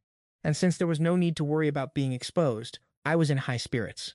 We wandered until sunset and finally stopped at a noodle shop at the end of the street, ordering a bowl of noodle soup and a side dish. "Yes, add 2 cloves of garlic." Wei Lingling softly mimicked him. When the noodles were served, I slurped them down, and he followed my lead, taking a bite. Choking back tears from the spicy meal, I couldn't help but shake my head and chuckle. At the tavern across from the noodle shop as the sun began to set, a storyteller in blue robes slammed his gavel, loudly recounting the arrogance of the evil Fire Phoenix. Listen closely, esteemed audience. In the Heavenly Dew Soul Arena, the fierce battle ignites. Witness the evil Fire Phoenix, red hair wild, challenging the streets. With a single snap of his fingers, he seizes his prey. The victim screams to the heavens in agony, setting teeth on edge. The tavern audience grew furious, throwing things and hurling insults at the storyteller, their anger boiling over. "Are you from Heaven Dew City? What evil Fire Phoenix? That's clearly filthy fire." The storyteller remained calm and unhurried, slamming his gavel again. "My story is not yet finished. This so-called evil fire phoenix may have a few tricks, but to challenge the pride of our imperial city, he is nowhere near ready. A 3-foot blade shall cut down this pathetic, feathered chicken. Thunderous applause erupted beneath the stage, and coins rained down on him like a sudden downpour. I picked up a gold coin, flicked it lightly so it landed precisely on his table, and then led Yi Lingling away in silence. At 7 p.m., the arena was loud and bustling, starting with the head of the Yi family arriving with Yi Lingling, surrounded by a group of soul masters.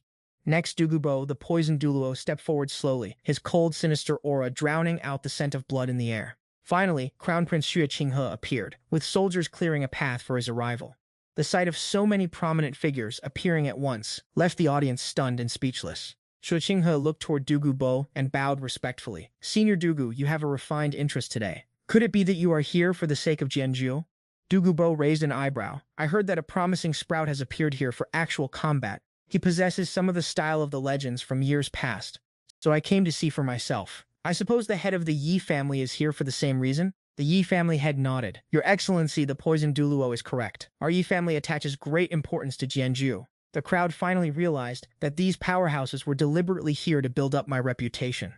The arena MC immediately announced the start of the match. Clad in white robes, I stood firmly on the arena stage, facing the short and chubby Ma Hongjun, who looked at me with pure contempt. So you are this so-called Jianzhou? You certainly have high popularity here in the Heavenly Dew Soul Arena. I wonder, what kind of expressions will those idiots cheering for you have once I crush you in a moment? Without waiting for my reply, he lowered his voice. What exactly is your relationship with Zhu Qing? My heart skipped a beat, and he immediately tightened his knuckles. So, you really do know Zhu Qing? In that case, don't think you'll be leaving this arena in one piece today. Before the words even faded, Ma Hongjun's entire body erupted in violet hellfire. His first spirit ring flared, activating his first spirit skill, Phoenix Fireline. A torrential stream of purple flame surged toward me. The searing heat was so intense the entire crowd assumed I would be incinerated on the spot. Yet I didn't even flinch, letting the violet flames wash completely over me. Ma Hongjun was stunned for a heartbeat, then burst into a mocking laugh. Ha ha ha, you couldn't even withstand my very first spirit skill. Down in the stands, Zhao Wuji smirked triumphantly. Look, I told you so. They all assumed Jianzhou was no match for the fatty. But inside the VIP box, Dugu Bo's expression turned grave. That's not right, he muttered. Zhixian is actually absorbing the flame energy. Shalong and Shamao were equally shocked. He isn't a fire attribute master, so how is he absorbing the flames? On the arena floor, the violet fire didn't explode. Instead, it began to shrink in a bizarre display. When the flames finally dissipated, I stepped forward with steady, calm strides. I flicked a stray spark off the hem of my robe. My gaze locked onto Ma Hongjun with razor-sharp intensity. I spoke in a calm, clinical tone diagnosis. I paused for a moment, then repeated the word again. Suddenly, I raised my voice, dripping with disdain, evil fire, diagnosis complete. The declaration hit like a thunderclap, instantly setting the entire arena ablaze with anticipation as the crowd roared. Yufeng, wiping blood from his lips, shrieked hoarsely, Jianzhou, pay him back for me. From this day forward, he is my hero. Ma Hongjun, trembling with rage, ignited his second and third spirit rings in quick succession. Second spirit skill, Phoenix Bathing in Fire. Third spirit skill, Phoenix Wing Sky Soar. The violet flames coalesced into a pair of massive wings as he shot into the air, raining down a sea of fire upon me. I tilted my head slightly and whispered, I don't play like that. Closing my right hand, the Qinglian sword materialized in midair, its blade etched with 12 lotus imprints. Qinglian sword art second form, sword of dual polarity. Crimson flames erupted from the heart of the lotus, encasing the blade in a lethal aura. I followed through by triggering my second spirit skill. Second spirit skill. 3 swords of fragrance. I swung my blade, sending a flash of light. The moment the national language touched him, it obliterated everything. Ma Hongjun's face was twisted in sheer terror. He frantically flapped his wings in a desperate bid to escape, but he was a step too late. A flash of sword light surged forward, and his flaming phoenix wings, along with half of his arm, were severed in a spray of blood. As he plummeted onto the arena floor, his heart-wrenching screams signaled his desperate plea for mercy.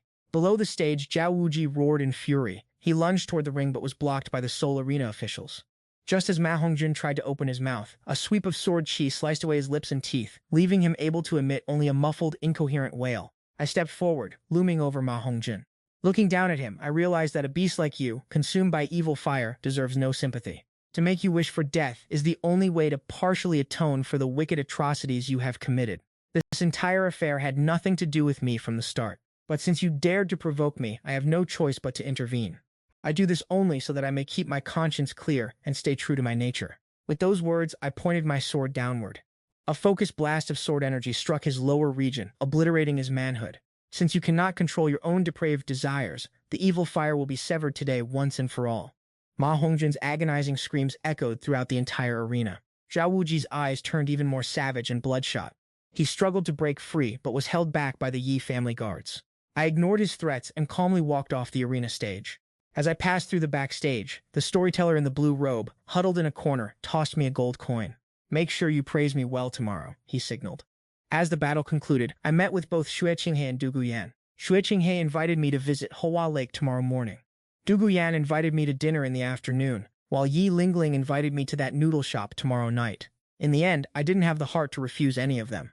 The next day, I kept my appointment and strolled through Hoa Lake with Xue Qinghe until noon, parting ways only after receiving an exquisite umbrella as a gift. At that same moment, Zhao Wuji was in his courtyard, using his hidden weapons to drive away 6 different groups of big shots. He pointed his finger directly at Qin Ming and loudly demanded an answer. "Who exactly is Jianju? Don't tell me you don't know. If you still value our master-disciple bond, tell me the truth, Qin Ming."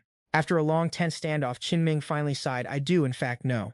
Dark clouds gathered on the horizon. Yi Lingling stood on the arched bridge, clutching 2 umbrellas, and seeing me approach, she softly asked, "Shall we go? Are we still heading to that noodle shop?" "I need to hear how that old storyteller is spinning his lies," I replied.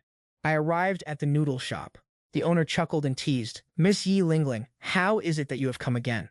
This was already his 3rd bowl of noodles today. I looked over at him. He gripped his sleeves tightly, looking slightly flustered, with a bowl of hot noodle soup, a side dish, and 2 cloves of garlic before him. I had just placed my order when he arrived, and as I went to speak, he cut me off. "Why, Lingling, you don't need to accommodate me. You don't need to suffer like this. And you don't need to accommodate anyone, not even your mother. For instance, don't order the same thing as me today. Just eat whatever you want." He lowered his head and whispered, "But I only want to eat the hot noodle soup. Why won't you let me have it?" The storyteller began to recount his tale once more. "May I ask you, respected audience, how do you see this? This old man feels that Master Jianzi likely already recognized me. Last night, the soul-fighting arena was packed to the brim, when suddenly this old man saw a gold coin flying through the air, piercing straight into the counter, and when I looked up, all I saw was the retreating figure of Master Jianzi. As the crowd cheered incessantly below the stage, I smiled and flicked my finger, causing another gold coin to land on his wooden board. In the drizzling night, I walked home leaning on my umbrella. The rain intensified, and a dark, ominous feeling grew within me, signaling a storm was approaching. At midnight, as the rain poured down like heavy beads, Zhao Wuji, wearing his close-fitting armor, stood outside the Wuyi gate, radiating a chilling bloodlust. "I brought you to Tiandu City, and now that you are crippled and dying, it is my failure as your master. Tonight, your master has come to avenge you." Before the words had even left his lips, his aura erupted, unleashing the overwhelming pressure of a level 76 spirit saint. With a single punch, he shattered my defenses. He created a crater several yards deep, scanned the wreckage with a furrowed brow, but found not a single drop of blood. Just as he stepped forward to investigate, I launched a surprise attack from behind him. My 3 swords of Fanghua, the Yaoguang Green Lotus Sword, descended with the brilliance of starlight. He hurriedly raised his arms to block the blow. His skin tore open and fresh blood sprayed into the falling rain. "Li Jishen, today you must die." Murderous intent filled his eyes as I gripped my Green Lotus Sword tighter. I was secretly relieved that I had spent 90 years in seclusion and had remained hidden away, as I had originally intended to avoid this conflict. But since he was hell-bent on testing my resolve and forcing a confrontation, I had no choice but to fight. I took a deep swig of spirit wine, my Green Lotus Sword ignited in crimson flames, and I lunged forward. Second soul skill, 3 swords bloom. Second move of the Green Lotus Sword song, Yin Yang Scarlet Sword. Beneath Zhao Wuji's feet, 7 soul rings flared to life. His 2nd and 5th soul rings glowed simultaneously. Second soul skill, Mighty Diamond Palm. 5th soul skill, Raging Bear's Fury. His hands transformed into the massive paws of a bear. I charged forward, meeting him with a surge of overwhelming power. As blade and palm collided, a terrifying shockwave of energy erupted outward. The impact tore through my grip, and I was sent flying backward. I slammed into the garden wall, buried deep within a pile of rubble. Zhao Wuji sneered, striding toward the ruins, while in the Crown Prince's palace, Xueqing stood silently by the window. The wind and rain swept away her hand fan. Her fingertips were sliced by the stone window frame. Her heart was filled with a growing sense of unease. Back at the Dugu residence, Dugu Yan lit a lamp to cook soup, whispering to herself as she tried to make it taste even better for me. In the Yi residence, Yi Lingling lay on her bed, thinking of the words I said earlier, drifting into sleep with a faint smile on her lips. But in my courtyard, the heavy footsteps of Zhao Wuji drew ever closer. Beneath the rubble, I gripped the green lotus sword tightly, a flash of pure resolve in my eyes. Zhao Wuji kicked aside the broken bricks, spotting me covered in dirt and looking half dead, a cold smirk curling on his lips. His fist, as large as an iron pot, smashed down toward my forehead. My eyes, which had been tightly shut, suddenly snapped open. With a burst of speed, I darted back several feet like a fish darting through water. The old man's fist slammed into the spot where I had just been. It left a crater 2 feet deep in the solid earth. Old man, I gripped the green lotus sword, my battle intent erupting. I wiped the blood from the corner of my mouth, inwardly lamenting how I had underestimated him. The overwhelming might of a veteran powerhouse shattered my previous arrogance, leaving it crushed in the wake of this fight. Li Zhexian Zhaoji wiped the rainwater from his face. A flicker of genuine appreciation flashed in his eyes. But it was instantly replaced by a wave of murderous intent. Beneath his feet, the fourth soul ring erupted in a brilliant violet glow. The fourth soul skill, tracking and locking onto its target. His body surged with power, and in the blink of an eye, he was right before me. Die, he roared, his fist cloaked in malevolent energy, slamming straight toward my chest. There was no time to dodge. My only choice was to raise my sword in a desperate block. With a thunderous boom, my sword was bent at an alarming angle, the impact smashing deep into my chest. I spat out a mouthful of blood onto the blade, sent flying dozens of meters, crashing through several massive trees until I landed, barely clinging to life. I struggled to push myself up, my ribs shattered. If not for my dual-vin physical constitution, I would have perished long ago. I pulled out a flask of Qingquan wine, gulping it down as the energy healed my wounds, then applied the wine to the green lotus sword, its blade glowing crimson as 12 lotus flowers bloomed, the wine simmering into the steel as I focused through the rainy night. Today I, Li Zhexian, even if I have to die, will tear a piece of flesh from you before I go. Second soul skill. The first movement of the green lotus sword song. Brilliant light sword, where the light transformed into 10,000 points of lethal frost, clashing with Zhao Wuji as his 7th soul ring erupted beneath him. 7th soul skill. Martial soul avatar, his body ballooned into a 5-meter-tall giant, charging toward me like a walking mountain. A bone-chilling cold spread as my wrist twisted, shifting my stance, and the green lotus sword turned from deep red to a piercing icy blue. This strike was the second movement of the green lotus sword song. The twin lotus dance. The falling rain reversed its flow into the sky, transforming into icy threads that coiled around my blade, forming a pair of spectral swords several meters long. Zhao Wuji collided violently with the twin blades, and in a heartbeat, he was frozen solid into an ice sculpture. The recoil slammed me into the ground. My wrist snapped with agonizing pain, but I refused to loosen my grip on the hilt. The ice suddenly shattered, and I immediately turned to flee, taking another swig of wine and crushing a turtle rest herb between my teeth. This herb would allow me to feign death for 3 days, completely masking my life force. I squeezed out the last of my strength to leap into a bird's nest high in an ancient tree, curling my body inside. Once the chaos subsided, Zhao Wuji shattered the ice prison, tearing through the forest in a frenzy, searching for me, but he could not track my presence, and as the morning light began to grace the horizon, the sound of footsteps echoed from the distance. He knew I had many connections and dared not linger, so he dispelled his martial soul avatar and quickly retreated, desperate to whisk Hong Jun away from Tiando territory. Inside the Tiando Imperial Palace, Xue Qinghe had just finished his morning studies, preparing to return to his quarters to wash up, and head to the Lotus Lake with the 3 immortal chicken, as promised. Suddenly, Shimao rushed over with urgent news. Young master, you must remain calm. There was a battle of Spirit Saint-level powerhouses in the eastern suburbs last night. Li Zhexian has gone missing. Xue Qinghe's face turned deathly pale, his figure flashing as he bolted from his chambers, sternly ordering a total lockdown of the city, decreeing that no one was to enter or exit under any circumstances. In the kitchen, a servant dropped a pot of soup, chatter erupting among the staff about the massive spirit master battle in the east. Hearing the rumor that the youth had died a tragic death, the ladle slipped from his hand as he turned, glaring coldly at the maid. What did you just say? Knowing the gravity of what happened in the east, he charged out of the kitchen and shouted to Dugu Bo, who was meditating in the courtyard. Something has happened to Li Zhexian. Lei Lingling suddenly shed her usual gentle demeanor, grabbing Lady Yi and rushing outside, her eyes brimming with tears.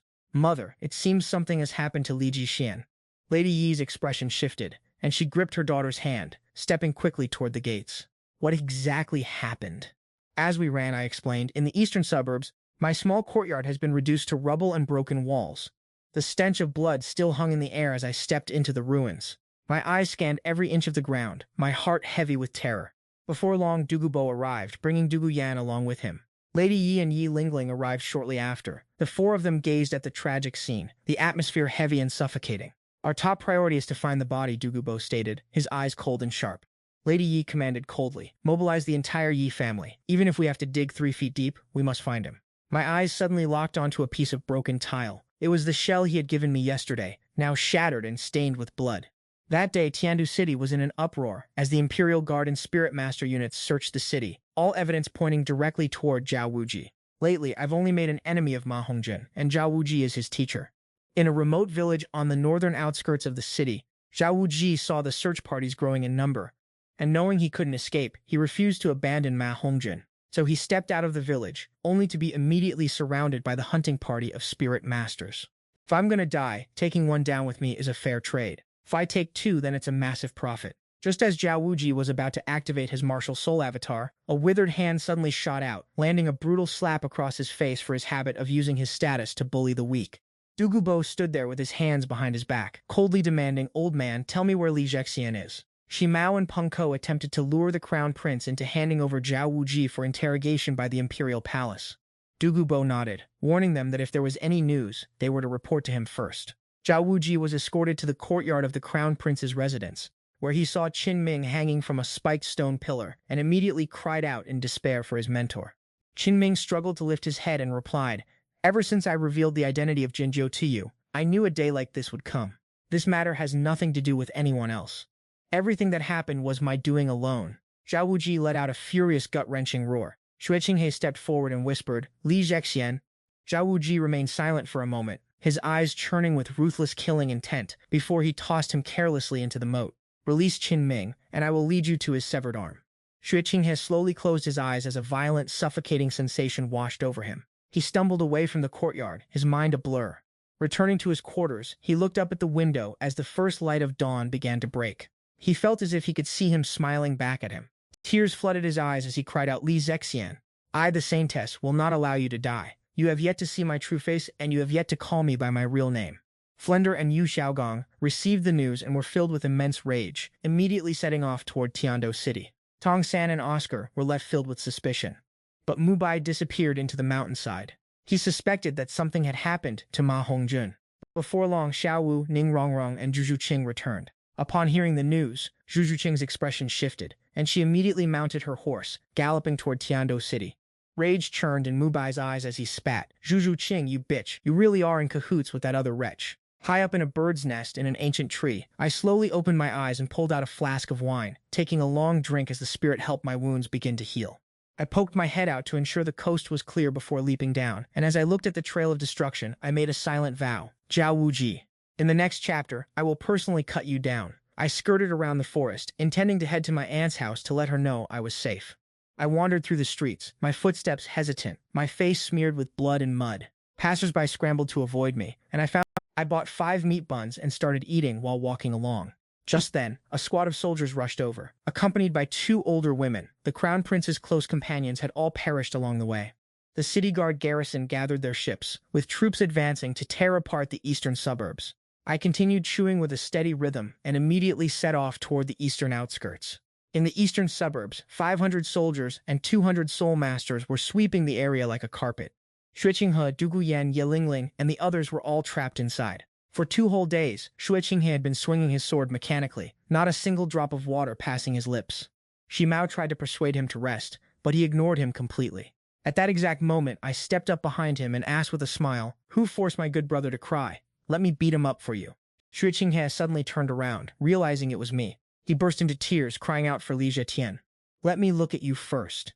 He used his sleeve to wipe the mud from my face and lunged into my arms, causing me to gasp in pain. He grabbed my injured wrist. Zhao Wuji saw a sharp, murderous glint surge in Xue Qinghe's eyes as he muttered, "It's already much better. Next time we meet, I will cut him down." I smiled and told him it really hurt. Shimao stepped forward, shocked, and called out to Li Zhexian. "You are clearly standing right in front of us, yet we couldn't sense your aura at all." "I was just lucky enough to find a spirit herb that conceals one's presence," I replied casually. Xue Qinghe raised his hand, gathering his spirit power to neaten his appearance, then used a handkerchief to wipe my face, asking, "I've already used this handkerchief. You don't mind, do you?" What if I said I did mind? "Then you'll just have to deal with it." His voice carried a trace of his usual arrogance. We stepped out of the forest, and everyone erupted with joy the moment they saw me. Du Yan rushed toward me like a madwoman, throwing herself into my arms. Li Zetian, you scared me to death. Wei Lingling ran over slowly and whispered, "It's good that you're okay. It's good that you're okay." After calming everyone down, I borrowed 100 gold coins from Xue Qinghe to host a grand banquet at the restaurant to treat them all. At the same time, Flender, Yu Xiaogong, and Liu Erlong arrived at Heavendo City. Liu Erlong led them to find the horses hidden in the village. Hongjin had lost his right arm and was still lying there unconscious. Flender's eyes turned red, and Liu Erlong spoke in a low voice. Zhao Wuji's surprise attack on Sword 9 failed, and he, along with Qinming, was captured by the Crown Prince's forces. As for Jianju, taking photos at Shanjiangfang today likely won't be an issue. Flender was struck with a mix of shock and rage, finding it impossible that Zhao Wuji would fail a sneak attack on a mere junior, and Yu Xiaogong agreed. In the entire Duluo continent, there shouldn't be a single young combatant capable of such a feat. As they spoke, Ma Hongjin let out a cry of agony, vomiting a mixture of blood and flames. Yu Xiaogong stated that there were only 3 families in Tiando City capable of saving the Yi family, and the Nine Hearts Begonia stood alone against the 3 masters of the Wang clan. Without delay, they carried Ma Hongjin toward the Yi residence. Standing before the gate, Flender cupped his hands and humbly pleaded with the gatekeeper for an audience, only to be turned away because the head of the house was not at home. When Yu Xiaogong tried to demand they reveal the Yi family's whereabouts, the gatekeeper shoved him back down the steps. Liu Erlong burned with fury as over a dozen guards spilled out from within the gates. Just then, 2 maids stepped out, gossiping about their master's desire to bake crispy almond cakes. The trio immediately realized the Yi family had already made their stance clear. I was far more important to them than the Golden Iron Triangle ever would be. They rushed to the Dugu estate next, only to be chased away by guards wielding wooden staves. As twilight descended, the 3 continued to carry Ma Hongjin through the main streets. Ma Hongjin's battered figure was an eyesore, while an indignant Flender muttered in frustration. Reaching the middle of the boulevard, they were guided by an alluring scent toward a private room. A clear, crisp laugh rang out, causing the trio to freeze in their tracks. Surrounded by a crowd, I stepped out of the restaurant, casually tossing a gold coin to the waiter. Flender, Yu Xiaogong, and Liu Erlong recognized me in an instant. Even though they had never met me before, my effortless, refined aura was identical to the legendary Jianju. By contrast, the blood-soaked bed they carried made their miserable display on the street look particularly pathetic. Yufeng leaned in and whispered into my ear, "Idle, take a look at that short-haired brat. That's one of the Shrek 7, the legendary 7 devils we encountered back at Suatuo City." The Imperial team had crossed paths with him before, and Du Guyan suddenly tensed up, bracing for a fight. She spoke with a sneer. "They're carrying that mangy, plucked turkey with the severed arm." Xue Qinghe waved his folding fan and spoke indifferently. "They must be seeking medical help. To injure someone so severely and then come crawling to Tiando City for a cure is pure delusion." Du Guyan let out a mocking giggle. "My grandfather has his status. He wouldn't stoop to bullying the weak, but expecting the Dugu family to help them is nothing but a pipe dream." Wei Lingling's cold voice cut through the air, devoid of any emotion. Xue Qinghe, representing the Yi family, resolutely turned back to look at me, a glimmer of playfulness flashing in his eyes. How does one beat a dog already drowning in the water? I shake my head with a chuckle, finding that kind of approach far too boring. The wind is howling tonight, and you are just as noisy. It is a rare occasion indeed. Why let outsiders ruin the mood of our night stroll and our chance to see the Golden Iron Triangle? Duk turns and melts into the night, with Huitan Ha, Dokonyan, and the others following closely behind. Wu Feng mutters in a low voice about his idol. What a perfect opportunity missed, and he didn't even bother to throw a few taunts their way. Do they really think they would dare to make a move? Oh, Tula raps him on the head, sighing with exasperation. Do you think Swordwine is someone like you? Is this what you call being in a higher state of mind? The Shijia brothers nod like fools in agreement. Exactly. This is what Swordwine calls a higher state. Fine. I suppose I am the only vulgar one here. Are you happy now? Nufeng rubs his forehead and chases after them. Let's hurry. My idol and the others are already far away, and we are falling behind. The Golden Iron Triangle stands rooted to the spot. They were fully prepared to endure ridicule and insults. Little did they know that being completely ignored is far more hurtful than being cursed at. Liu Nilong says in a weary voice, "There is no point in seeking out the imperial family. The man wearing the robe embroidered with geese is the current crown prince, Twin Khan. We wouldn't even be able to get through the palace gates." Futlan Duk slumps his shoulders in despair, looking at the weak, shallow breathing of Ma Hong Tuan on the bed, his voice hoarse as he says there truly is no other way.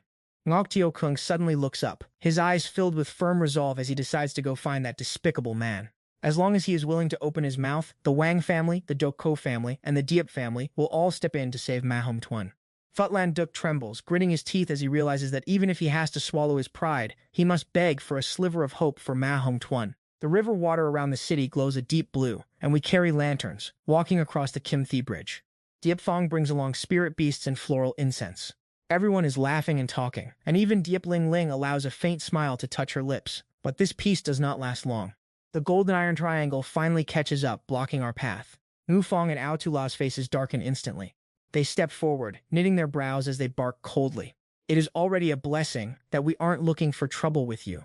What more could you possibly want? They ignore the rebukes from the two. Flender clenched his fists, his voice raspy and strained. Jianju, you and Ma Hongjun have no deep-seated grudge or enmity.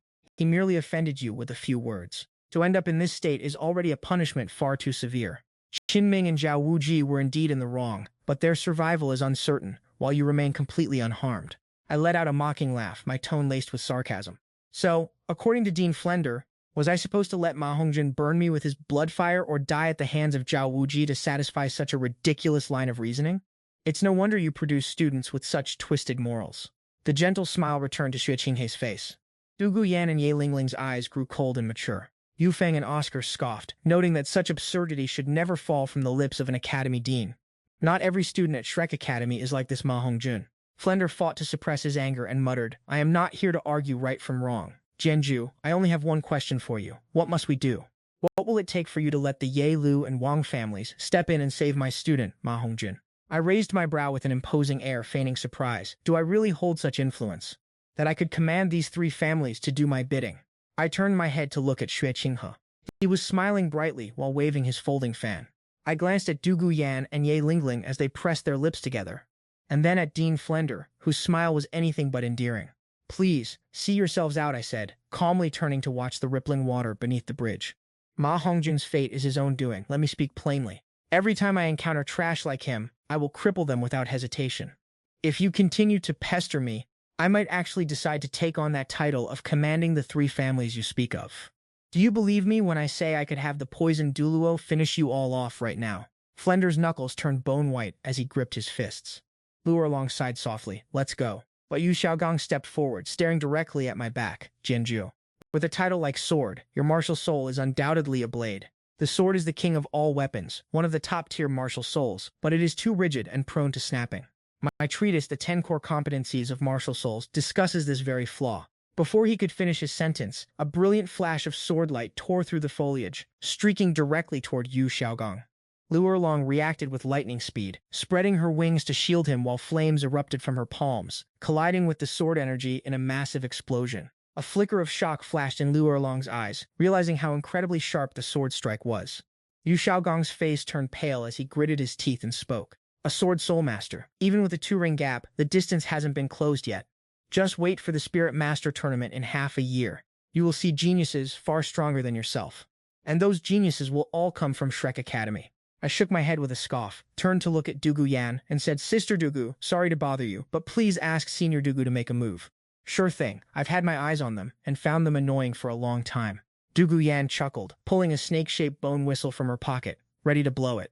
The faces of the golden iron triangle changed drastically. Flender immediately activated his martial soul avatar, transforming into a blue owl with a 5-meter wingspan. Lu Erlong and Yu Xiaogong carried the bed and took flight into the moonlight, their shadows vanishing into the night as quickly as they appeared. I withdrew my gaze, smiling as I asked Dugu Yan, I was just saying that casually, Sister Dugu, can you really summon Senior Dugu? Dugu Yan tucked the ancient whistle back into her pocket, a smirk playing on her lips. I was just trying to scare them a little. Everyone couldn't help but laugh. That night we roamed around Heavendew City freely, not parting ways until midnight, leaving the inn's residents in ruins. Xue Qinghei and the others invited me to stay at their mansion, but I declined them one by one, wanting only to find a quiet private courtyard to live in. This morning, I found a small courtyard in the eastern outskirts of the Imperial City. As I pushed the door open, I saw a plum tree heavy with fruit. The scent of the 4 seasons hung faintly in the air, and I casually picked one of the fruits. I nodded, thinking not bad. Her Highness the Princess is indeed thorough in her work, and tonight I feel no sleepiness at all. I draped my robe over my shoulders and strolled leisurely through the courtyard. Gazing at the moonlight, I murmured that ever since I comprehended the Green Lotus sword song, I had only used it for killing and fighting. I had never once danced it simply for the cool breeze and the bright moon. Tonight, the moonlight is so beautiful. I might as well dance with my sword to my heart's content. I lightly tapped my toes, gripped my green lotus sword, and a chilling sword aura instantly enveloped the courtyard. As the sword techniques flowed, my lethal intent was completely restrained by the emerald brilliance. Just as the sword momentum climbed to its peak, the green jade ice soul power within my body surged and erupted. I have broken through to level 30. I retracted the sword, stood straight, and tilted my head back to take a swig of wine, sitting down with a relaxed posture. Level 30. It is time to go and obtain my third soul ring. Since the first two rings were already at the 1,000-year level, and my original plan had been completely overturned, I haven't decided on the direction for my soul ring yet. I only know that I want to head to the Stardew Great Forest to find a soul beast with a destiny linked to my sword. One day, I invited Shui Qinghe to go buy the decorative greenery needed for the courtyard, his gaze as sharp as a saw blade. I nodded with a smile, recalling the past 3 episodes. Shui Qinghe stroked a sandalwood wine table and asked softly, "Have you decided on your third spirit ring yet?" "I have a target in mind, though it may not go exactly as planned. Wait until we reach the Stardew Great Forest to figure it out," I recalled with a laugh, then added, "Do you need me to send Imperial Spirit Masters to accompany you?" Shui Qinghe inquired. I waved my hand. "That won't be necessary. Having outsiders around just forces me to watch my own back, and walking back together is something I never paid much attention to anyway." In the crowd, a graceful, travel-worn figure was watching me intently, her eyes brimming with tears. I had invited Xie Qinghe, Lu Boyan, and the others to my small courtyard for a housewarming party. After the meal, they took the initiative to clean everything up before leaving. I lounged lazily on the sandalwood chair, sipping my wine with a deep sense of contentment. Just as I was drifting into a light sleep, my eyes suddenly snapped open as a sharp, killing intent surged toward me. Had I crossed some kind of forbidden line? Drawing on the experience from my previous ambush, I immediately sprang up, ready to bolt, but then I sensed a familiar aura from behind as a dark shadow tore through the wind toward me. My instincts pushed me to reach for my sword, but as soon as I recognized the aura, I lowered my guard. In a flash, the dark figure, clad in black robes and a black veil, pressed sharp claws against my chest, but they went no further. I smiled, gazing into her eyes, which were slowly filling with tears, before she retracted her claws and threw herself into my arms. She choked out the words, "Li Jishan, I finally found you again." The one who had arrived was none other than Juju Qing. I caught the scent of dust on her, noticed the bits of grass tangled in her hair, and knew immediately that she had endured a grueling journey. I gently patted her shoulder. "Ju Qing, it's been a long time." A moment later, Juju Qing looked shy, pulling away from our embrace. She smiled and said, "Actually, I arrived in Tiandu City this morning, but seeing you enjoying yourself with your friends, I felt I shouldn't intrude. Well, seeing you living so freely like this, I am happy for you." I pulled her under the plum tree and poured her a full cup of wine. "I drank the wine you had Dugu Yan bring over last time. It was delicious. And this is a new batch I've brewed." "Give it a try," I offered, to which Juju Qing lifted the vessel for a sip, her pale complexion instantly flushing a fiery red, her eyes misting over as she softly whispered, "This wine is exquisite, simply divine." Watching her innocent, dazed expression, I suddenly recalled the words Dugu Yan had mentioned, which left me feeling a bit confused. "Sister Zhu Qing?" As she looked up at me with dreamy, suspicious eyes, she murmured that something didn't seem right, so I gently asked, "What exactly is the problem?" Her breath carried the sweet scent of alcohol, and her voice became slurred and indistinct. I then decided to repeat what Dugu Yan had told me, that she liked me and wanted me to kiss her. Juju Qing froze, her face instantly turning as red as blood. She quickly stammered, "I never said any such thing. I only asked her to bring the wine to you. I truly never uttered those words." I let out a helpless, bitter laugh, realizing I had been played by Dugu Yan. I quickly tried to console her. "It's all right, Sister Zhu Qing. Dugu Yan was just messing around. Don't take it to heart." Juju Qing bit her lip and suddenly asked in a hushed tone, "Li Jishan, is there a place here where I can bathe?" I pointed toward the room next to the bamboo hut, explaining that there was a basin there, along with a hot spring fed by geothermal heat. I had only just moved in and used it a couple of times myself, so if she didn't mind, she was more than welcome to use it. Juju Qing gave a soft affirmation, clutched her bundle of clothes, and hurried into the side room. I turned my back toward the bathhouse, leaning against a plum tree, and drinking my wine in leisurely peace. About half an hour later, an elegant floral fragrance drifted in from behind me. Juju Qing's voice reached my ears, laced with shyness. "Li Jishan, turn around and look at me," she requested, and so I turned my head. Juju Qing approached, having changed out of her black attire into a long purple gown, her phoenix eyes lowered to reveal a rare, tender beauty. I awkwardly reached for my glass, only to hear her voice tremble. "Li Jishan, didn't you say that purple had a certain charm? If it looks bad, I can go change right now, okay?" "Don't," I said, stopping her quickly. I affirmed firmly. Sister Zhu Qing, you look absolutely stunning. Zhu Qing turned her head slightly, her wooden hairpin now replaced by one of purple jade. As her gaze met mine, her ears turned a deep shade of red. I took out 2 stalks of immortal herbs. Sister Zhu Qing, since you remembered my words so well, I have a gift for you. I held the silvery white narcissus jade bone out in front of her. She knew clearly that the narcissus jade bone could increase soul power and strengthen one's martial soul, especially for an agility-type soul master. Sister Zhu Qing, you should consume it right away. Joy flooded Zhu Qing's eyes, yet she refused, asking with concern, and what about you? An extraordinary immortal herb like this should be used by you. I shook my head with a smile and said, I have already consumed the herb best suited for myself. This one was specially reserved for you. Plus, it has the added benefit of nourishing the spirit and restoring one's youthful complexion. The narcissus jade bone falls into Zhu Qing's hands. She whispers a soft word of gratitude before sitting cross-legged to absorb the immortal herb. A gentle white glow envelops her entire body. A short while later, light ripples continuously as her soul power surges from level 31 to level 38. Congratulations, Sister Zhu Qing, I say with a satisfied nod. Although her soul power increase is modest, she has successfully forged the jade spirit bone physique. Her azure lotus sword has also reached the pinnacle, a foundation that far outweighs a mere boost in soul power. Zhu Qing gazes at her smooth, flawless wrists, her eyes brimming with deep emotion. Li Zhexian, thank you, I say, pulling out another blood-stained immortal herb, my tone becoming solemn. As for this flower, if you wish to possess it, Sister Zhu Qing, you must be prepared to pay a price, and success is not even guaranteed. It is called the lovesick heartbroken red, a top-tier immortal treasure that chooses its own master. When you pluck it, you must think of the one you love, and you must spit a mouthful of heart blood onto the petals to successfully harvest it, with the vow that once it recognizes its master, it will never wither. But those with unfaithful hearts will surely perish. I will try, Zhu Qing says with firm resolve as Miaoguang watches intently from where he lies. Don't force yourself, I gently remind her. Zhu Qing stirs her blood energy and spits a mouthful of heart blood onto the petals, with my image appearing in her mind the very next moment. The lovesick heartbroken red lands in her hand. Though blood stains her lips, she smiles radiantly. Li Zhexian, look, I have succeeded. Sister Zhu Qing, are you truly not going to use the lovesick heartbroken red? I confirm once more. Zhu Qing shakes her head slightly, her fingertips gently caressing the petals. Li Fangcai said that once it recognizes its master, it will bloom forever, right? I nod, that is correct. Then that is good enough. Zhu Qing smiles softly but firmly. As long as it stays by my side, that is enough. As I lead Zhu Qing to a hurried meeting with Xue Qinghe. In the blink of an eye, the time for her departure arrives. Outside the 10-mile pavilion of Tiando City, I will escort you this far, I say, asking her personally. Are you truly not staying in Tiando City?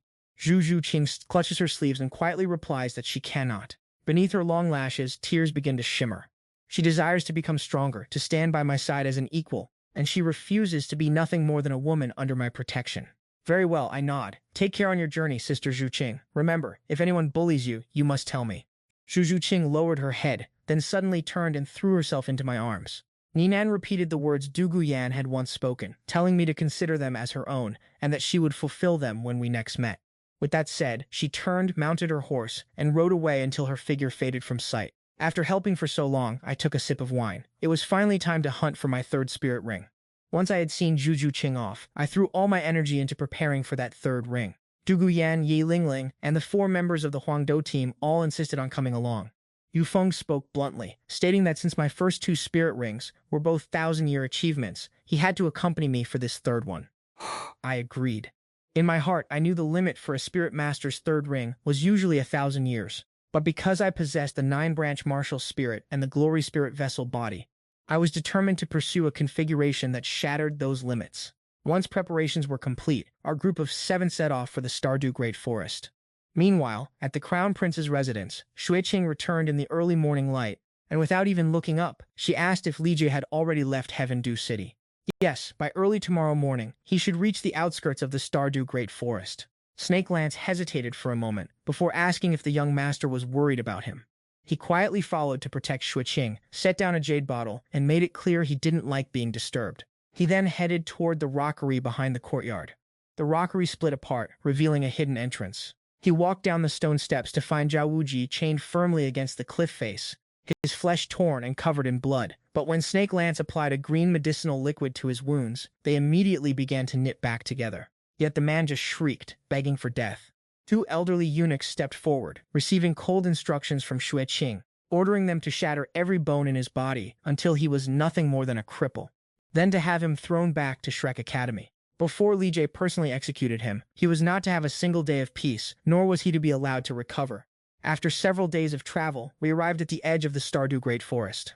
The vast forest felt like a beast waiting to swallow us whole as I led the way, with the others following closely behind. In the gloomy woods, the roars of beasts echoed in waves, so we formed a defensive perimeter and cautiously advanced toward the central region.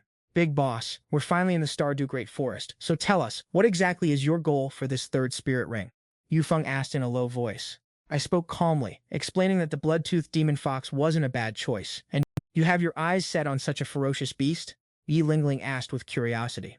DM, do you know about this type of soul beast? Du Guyan explained. I heard my grandfather say that the blood-toothed demon tiger is a top-tier predator in the Stardew Forest, and they are incredibly rare. Even Sword Doluo Chenshin obtained his fourth spirit ring from one of these. All sword spirit masters crave to hunt it, hoping to gain its spirit ability and terrifying sharpness, but it is extremely fierce and nearly impossible to track down. What an absolute legend. Yufeng's eyes were filled with admiration for the Sword Doluo. Even he only managed to get his fourth ring from one, yet you are already planning to target it for your third. Du Guyan spoke proudly. The Green Lotus Sword of the Sword Immortal is peerless and sharp beyond measure. Even my grandfather personally praised it. The sword of the Sword Immortal has been refined since his youth. I shook my head and leaned to the side as a small green snake darted out. With a flick of my finger, I channeled my spirit energy and sliced it in two. I thought to myself, the blood-toothed demon tiger is the least of my worries. I don't want to go there. Chenshin's aged eyes only saw a spirit beast suitable for a top-tier sword spirit. It could only be considered a temporary goal. We had been traveling for over an hour. The morning dew turned into a mist, blurring our vision. As we crossed a mountain range, a figure dressed in green with a sword strapped to his back appeared. A figure wrapped in black cloth loomed vaguely ahead. His movement technique was ghostly, vanishing into thin air. Which sect does this person belong to? I asked Du Guyan and the others, but everyone just shook their heads. Wei Lingling spoke up. If I'm not mistaken, they must be from the Windsword sect. The Windsword sect's Wind-style sword arts is one of the lower four sects. It is said that they excel in swordplay, and that all their members use blades, though they don't follow the same path as the Sword Doluo.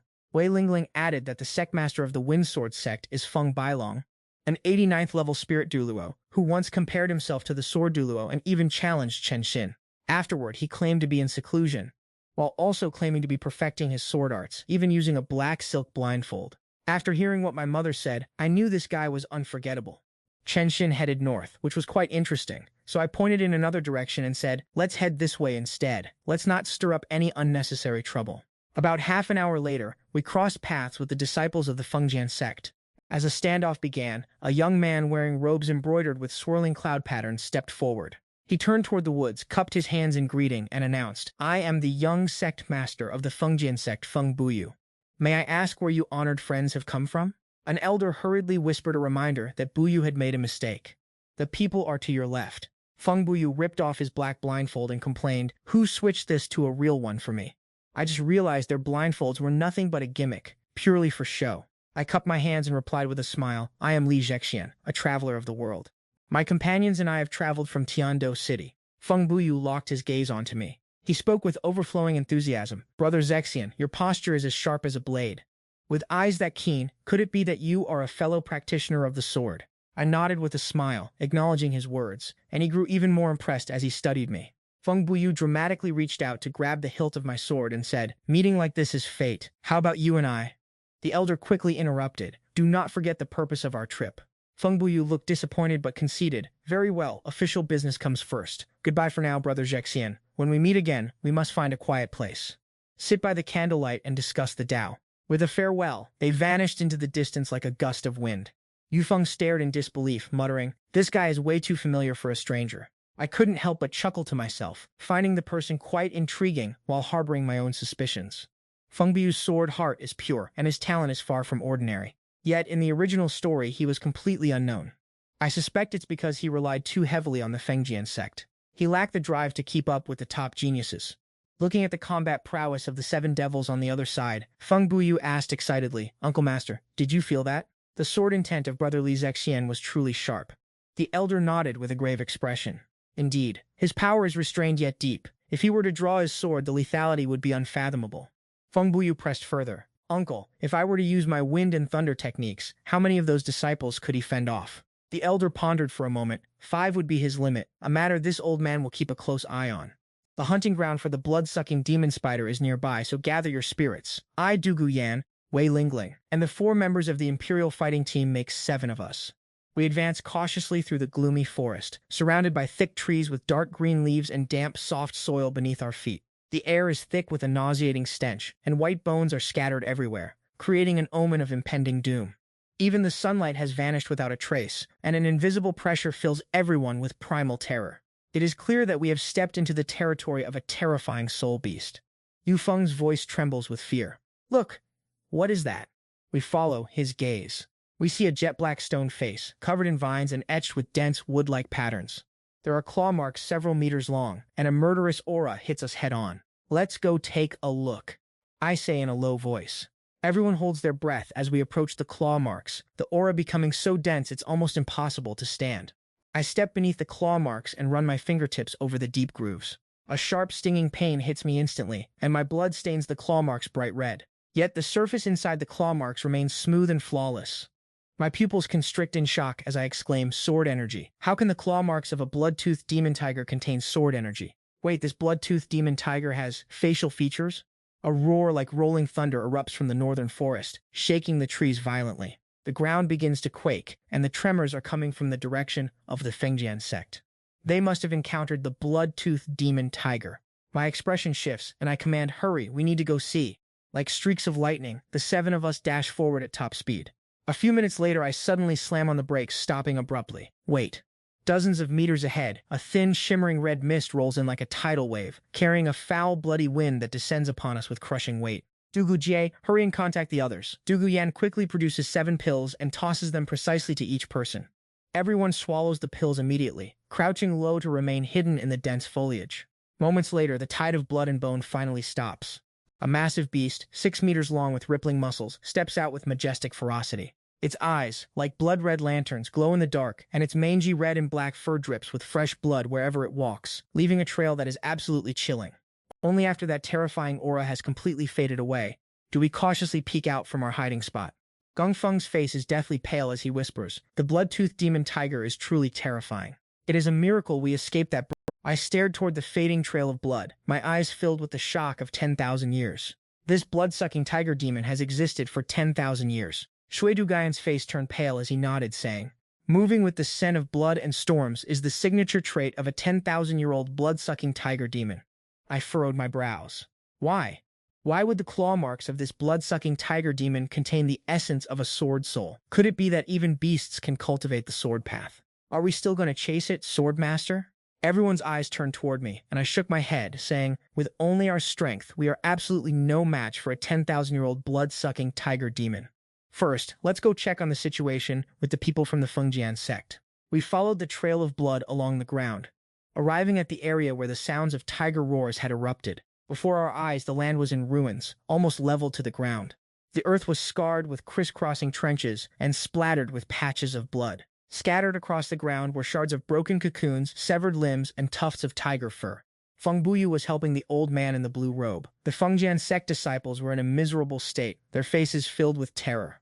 Feng Buyu saw my blood-stained face and managed to force a smile. "Brother Zhetian, we meet again." I didn't waste any words, pulling a white jade medicine bottle from the storage pouch at my waist and tossed it to Feng Buyu. "Use this to heal your wounds." Feng Buyu cupped his hands in gratitude and thanked me. He swallowed an elixir himself, before sharing the rest with the injured elder and his fellow sect members.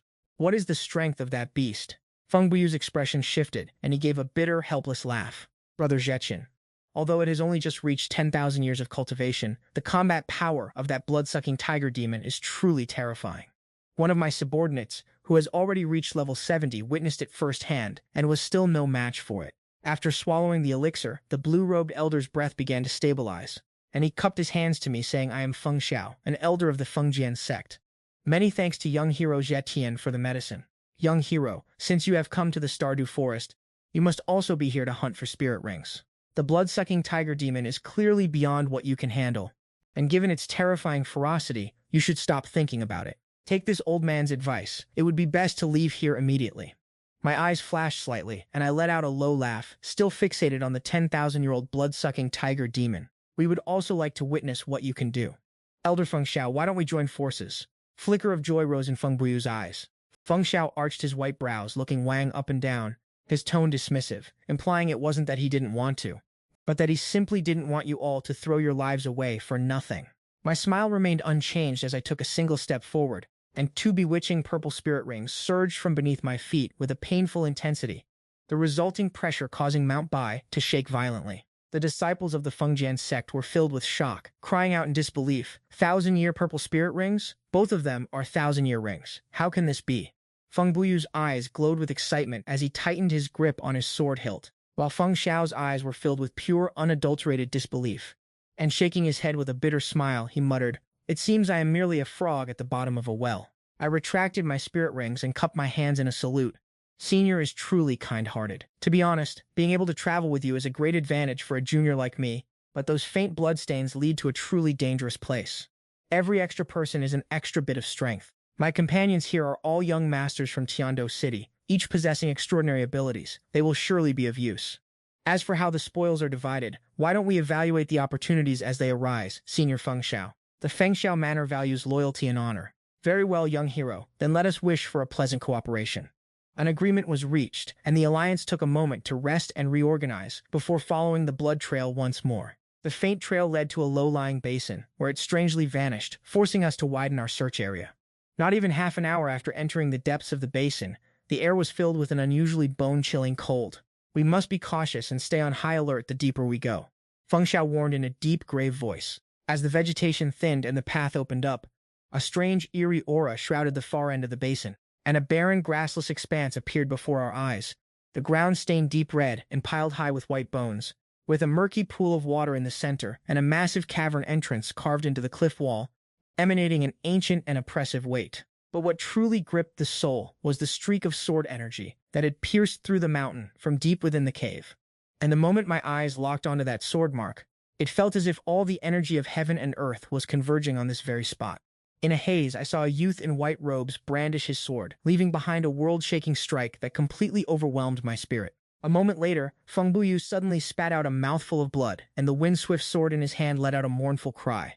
After another short while, blood trickled from the corners of Feng Xiaoshang and Mo Yuanjin's mouths as their long swords were driven deep into the ground. I gasped in shock, realizing this was the handiwork of Sword Duluo, specifically the sword path he cultivated when he obtained his 4th spirit ring. Such a blade is terrifying to the extreme, far beyond anything we could ever hope to reach. No sooner had I finished speaking than a razor-sharp wave of sword energy erupted from my entire body. Feng Xiao and Feng Buyu were forced to swing their spears and retreat. I slowly closed my eyes, and suddenly, the Green Lotus sword seal manifested before me. A metallic ringing, like the chime of a blue moon, echoed around me, as if 2 peerless swordsmen were transcending space and time to engage in a duel of ideals. My sword was swift, decisive, and encompassed the vastness of all creation, while the sword of the youth Chen Xing was pure, unadulterated killing intent. The 2 types of sword intent collided in the void, and sword energy ravaged the area long after the clash had faded. I had reached a state of enlightenment, and just as I prepared to open my eyes, a crimson streak of sword energy shot out from the cliff face, attempting to entangle my Green Lotus sword. Feng Xiao's face was filled with terror. This was a wisp of Sword Duluo's true sword intent. Having grasped this fortuitous opportunity, I suddenly opened my eyes and flicked my finger like a sword through the air, shattering the incoming energy with a stunning strike. This is not a sword path I loathe, nor one I look down upon or ignore. My sword path must contain my own unique essence. Feng Gaiyu clutched his chest, stomping his feet in utter frustration. Brother Xian, why would you do this? This is an entirely new realm of sword philosophy. What a waste. It is simply a colossal waste of talent. Feng Xiao looked into my eyes, filled with deep reverence. Young hero Xian, after witnessing this, my blood boils with excitement. You are destined to forge your own path to the heavens through the sword. Before he could finish, the winds began to roar. The heavens changed color, and a sea of crimson blood stretched across the horizon, blotting out the sky. Watch out, the 10,000-year demon tiger has returned to its nest, Feng Xiao shouted. A roar so piercing it shatters stone and tears through the very air itself, causing everyone's blood to run cold as a massive 6-meter demonic tiger radiating sinister energy descends from the sky like a nightmare, crashing down right above their heads. In the blink of an eye, the demonic tiger reveals its true terrifying form, and the disciples of the Fengjian sect immediately activate their spirit rings. The Wind Thunder sword strikes, yet fails to pierce, while Feng Xiao stands firm as the anchor, holding the formation steady to protect his companions. Shaking with synchronized destiny, the disciple Shi Shuming connects his spirit, while Shi Shubing's long sword hangs in the void, condensing into a 5-meter-long blade of wind and lightning. With hair blowing wildly in the gale, Feng Xiao grips the giant sword with both hands and unleashes a furious strike downward. The disciples of the Fengjian sect unite their voices in a single command. The Windcutter formation roars to life, a massive blade of energy tearing through the air to meet the demonic tiger's crushing claws. It moves with overwhelming momentum, unleashing a frenzied, relentless assault. Feng Xiao and his team are forced to retreat as their formation shatters, but the demonic tiger is also knocked back, its sinister aura flickering and thinning. Just then, the forest trembles violently, as if an army of 10,000 soldiers is thundering toward them. "Steady your footing," they cry. "Our assault has reached its peak." Du Guyan surrounds the beast with poisonous vapors, the toxic energy searing the demonic tiger's red-hued aura. Aosula and Yufeng trigger their high-speed spirit skills, but their attacks only create sparks against the tiger's thick, armored fur. The Shi brothers fuse with their martial spirits, their tortoiseshell armor forming a defensive wall, yet they are sent flying by a single swipe of the tiger's tail. Wei Lingling immediately activates the Nine-Heart Begonia to heal the two of them. Taking advantage of the moment the demonic tiger is distracted by Aosula and Yufeng, I pour my spirit power into my blade, leaping onto the tiger's back like an arrow released from a bow. My lotus sword pulses with purple spirit rings, condensing starlight into the second spirit skill, 3 lotus blossoms. The first form of the green lotus sword song, dazzling light, strikes true, planting itself deep into the tiger's back. The demonic tiger lets out a howl of pure agony, but before the joy of victory can even touch their faces, the forest erupts as if the mountains themselves are collapsing, and countless powerful spirit beast auras flood in like a tidal wave. We scramble into a cave, watching in horror as a stampede of powerful spirit beasts, driven by some invisible command, rushes past us. The heavily wounded blood-toothed demonic tiger ignores its own pain, turning to join the wild, chaotic tide of beasts. I grip the hilt of my sword tightly, dragged along as it charges into the madness. Li Jixian, Du Guyan, and Ye Lingling frantically rush out of the cave to catch up, but they are far too slow to keep pace. With spirit beasts having at least thousands of years of cultivation surrounding me, I cling to the tiger's back, my insides churning, not daring to let go of my sword for even a second. The explosive energy radiating from the surrounding beasts forms a terrifying, tangible pressure. I took the chance to swallow a ghost west herb, effectively masking my presence. I don't know how long I ran, but a deep, bottomless cliff suddenly appeared ahead. The spirit beasts didn't hesitate for a second, recklessly charging straight into the bloodtooth tiger's territory. 3 azure wolves used their powerful backs to gain momentum, sinking their claws into the cliff face as they dived toward the abyss. Other spirit beasts unleashed their own abilities. Only the weak ones plummeted to their deaths. In the blink of an eye, the bloodtooth tiger crashed heavily onto the valley floor. The shock waves sent me flying. My martial soul was knocked back into my mind. I was thrown over 100 meters, and as a trickle of blood leaked from my lips, I held my breath and played dead. The bloodtooth tiger glanced at me once, assuming I was already a corpse, and shifted its focus back toward the cliff. About 10 minutes later, I cautiously peeked out and saw a brilliant light glowing from the bottom of the abyss. The eyes of the spirit beasts were burning with greed, all fixed on a single spot on the cliff wall. Following their gaze, deep within a crevice hundreds of meters up, a small plant with a silver stem and emerald leaves had taken root. On its branch, a flower bud pulsed, emitting a radiant, blinding aura. Guarding this small treasure was a miraculous flying spirit beast, with the head of a dragon and the body of an eagle, while 12 multicolored swords hovered behind its neck. Its aura felt like 7,000 or 8,000 years of cultivation. The sight of it hiding proudly among the beasts left me stunned. This was the legendary true beast I once read about, a creature evolved through exposure to divine energy, rarely seen in this world. No wonder the mission intel never mentioned it. Suddenly, the flower bud bloomed, releasing a wave of intoxicating fragrance. Every spirit beast's predatory instinct exploded into pure ferocity. They swarmed the cliffside, turning the valley bottom into a blood-soaked battlefield in an instant. The blood-toothed tiger, the golden python, and other powerful beasts clashed. In the blink of an eye, over a dozen were already dead. Just as the pack reached the base of the cliff, the dragon-headed sword bird finally made its move. The 12 spirit swords behind its neck detached to form a blade formation, trapping the beast inside as the creature spread its wings, leaving behind a flurry of afterimages. Within the formation, sword chi raged like a violent storm. Moments later, the casualties were catastrophic, leaving only the blood-toothed tiger, the golden python, and a few others severely wounded. After a brief, chilling silence, the crippled beasts launched a collective strike at the exhausted dragon-headed sword bird. engaging in a brutal, desperate struggle until they finally fell in a blur of carnage. The dragon-headed swordbird lay dying, its remaining dragon eye locked firmly onto the small plant on the cliff. I gripped my lotus sword and stepped toward it. It let out a weak, yet still dignified sound. One of the spirit swords behind its neck rose to point directly at me. I swung my sword in a clean arc, shattering the spirit sword instantly. I whispered, "I understand now. You were never mentioned in the original records. So this was the end, perishing alongside these spirit tree soul beasts. Having obtained such a massive, fortuitous encounter, anything more would just be polite formalities. Dragon Sword Marrow, I shall grant you one final battle." The dragon head suddenly fell with a thud, and another bizarre soul ring, imprinted with 12 strands of sword spirits, surged into the air with a radiant, multicolored glow. These 12 strands of sword spirits also emerged from the remains. Hovering in mid-air, this is the soul bone. As my fingertips lightly brushed against the sword spirits, they instantly transformed into streaks of flowing light and shot directly into the spine behind me. A deafening, piercing sound of bones cracking echoed out. The sword spirit was attempting to replace my own spine, and a sharp, excruciating pain swept through my entire body. My brow furrowed, a sword seal manifested on the surface of my skin, triggering the ultimate sword intent. My spine began to reveal a giant sword outline.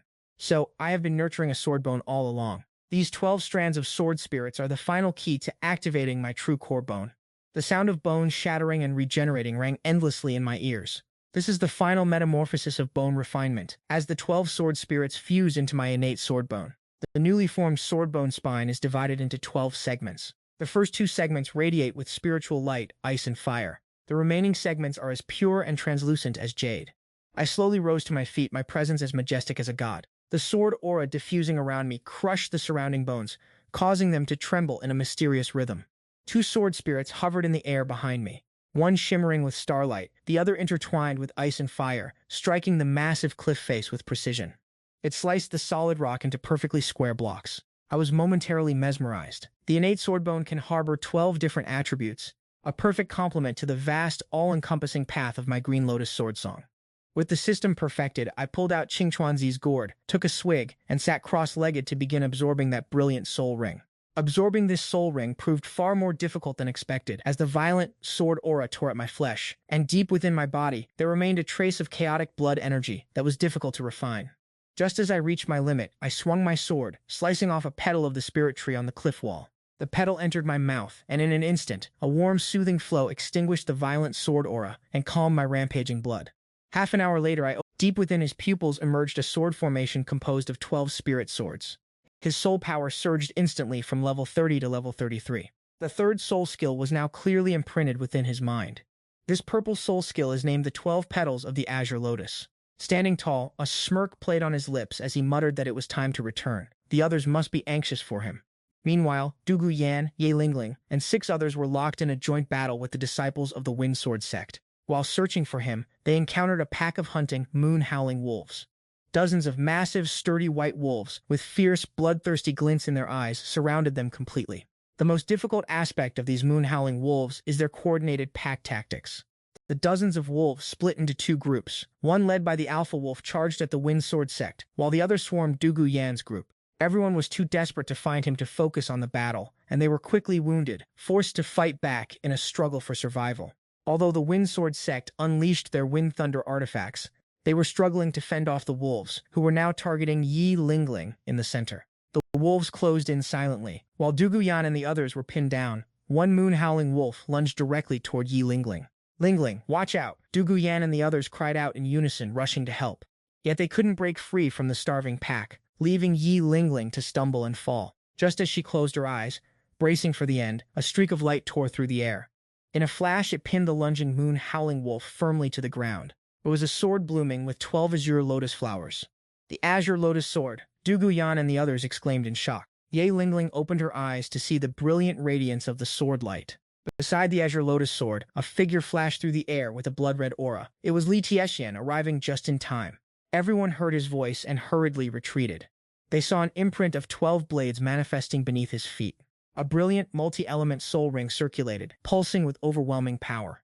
Third soul skill, 12 Trials of the Azure Lotus. 2 Azure Lotus swords screamed as they lunged forward. A web of sword light tightly encircled the wolf pack, with one blade shimmering with starlight. Another flickered with the fusion of ice and fire, while the other 10 glowed with a sharp, jade-like clarity. He wove through the sword formation, manifesting two clones. The three figures intersected, their sword aura dominating the entire field. With a deafening roar, the entire pack of wolves was wiped out. The clones and the sword shadows faded into nothingness. Li Tiexshen, you're all right, thank heavens. Du Guyan and Ye Lingling hurried forward, their eyes filled with pure admiration. Is this truly your third soul skill? It's absolutely terrifying. A smirk played on my lips as I watched Elder Feng Xiao locked in a fierce struggle. Elder Feng Xiao, do you require any assistance? No sooner had I spoken than a thunderous explosion echoed through the air. The head of the Howling Moon Wolf King rolled to the ground. A pitch-black spirit ring emerged, and as Feng Xiao steadied his breathing, he laughed heartily and said, "Many thanks for your concern, young hero Zetian. Seeing that you are unharmed, I can finally set my mind at ease. Wait for me to absorb this spirit ring, and we shall catch up later." While Feng Xiao began absorbing the ring, Feng Buyu stepped forward, exclaiming in surprise, "Brother Zetian, your sword skills have grown even more formidable." After a brief exchange between the two, Feng Xiao finished absorbing the spirit ring. He stood up tall and said, "It was truly fortunate to meet a young hero such as yourself today. However, it is not convenient for us to linger here any longer. Should you find yourself free another day, you are welcome to visit the Fengjian sect as our guest. Our sect master would certainly love to discuss the blade and the Tao with you. Farewell, farewell."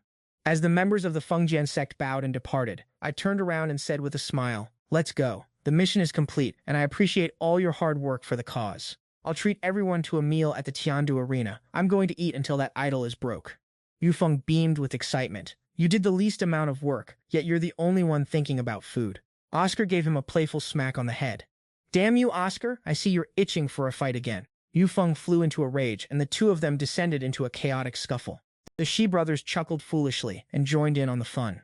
The three of them laughed together, while at the same time, in Suotuo City, Zhu Qing returned to Shrek Academy, looking weary. Xiao Wu and Ning Rongrong rushed over to greet her. "You're finally back. Ma Hongjun has been crippled, and the Grand Master and the Dean are in a foul mood, so watch what you say." "I understand."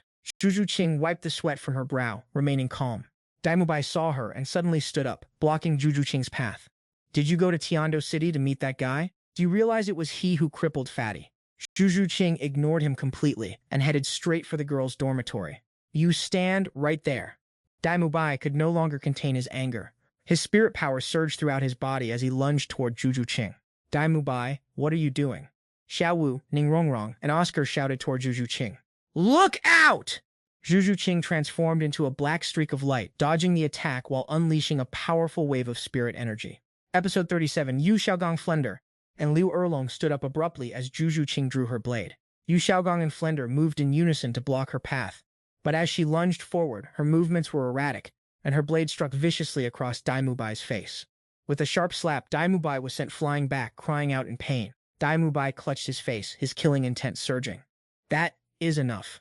Yu Xiaogong and Flender stood firmly before him. Daimubai gasped for air. "Zhu Qing, you owe us an explanation. Shrek is acting strange. Ma Hongjun is suffering, yet you went to meet the enemy. Is this how you treat your own teammates?" Zhu Qing wiped her blade and calmly replied that Ma Hongjun brought this upon himself. "What talk of being voluntary is this? All this time, you know better than anyone how many girls have suffered in silence, too afraid to speak out." Flender sighed with a heavy heart. "Ma Hongjun, this is my failure as your master." Yu Xiaogong watched her closely, asking why her spirit power had surged to such heights and why her martial soul seemed to have been enhanced, as if she had been forced to consume something. Zhu Qing uttered 4 words and turned to walk away, as Yu Xiaogong's voice echoed from behind, hoping they would understand that there is always someone stronger out there, and that while there is always a higher mountain, they should not belittle themselves. "I will design the most rigorous training regimen for you all. There is no need to go to Heavendew City. The Blue Lightning Academy will merge with Shrek. To qualify for the Spirit Master Tournament, keep this humiliation in mind. When the tournament arrives, we must wash away this shame." In the Heavendew Empire, within the pavilion of the 7 Treasure Glazed Tile Sect, Ning Fengji sat drinking with Bone Duluo. "Ha ha ha, Fengji, you've miscalculated this time. With this move, the dragon takes flight across the heavens." Ning Fengji places a white piece on the board. The old knight Lang Yan has already taken shape.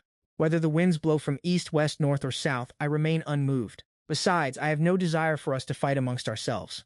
So what is the point of playing this game? Gurong looks on in confusion. Ning Fengju disrupts the chessboard, waving his hand as he gazes into the distance, realizing that in the end, human life is far more complex than a mere game. The vast Heavenhead city is stirred by the winds of fortune beneath the bare feet of the immortal Sword Nine. If it weren't for Swordbook guarding the meditation retreat, I would truly want to visit the Imperial City to witness his presence.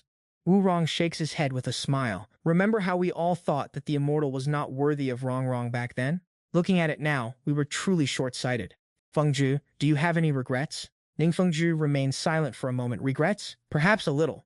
After all, this was originally a very good connection for Rongrong. I never stood in his way. I only hope that Rongrong does not resent me later. I can see that he is not entirely heartless toward the immortal. Heavenhead City has the Yi family's 9-star begonia. Are you not worried? Gurong asks.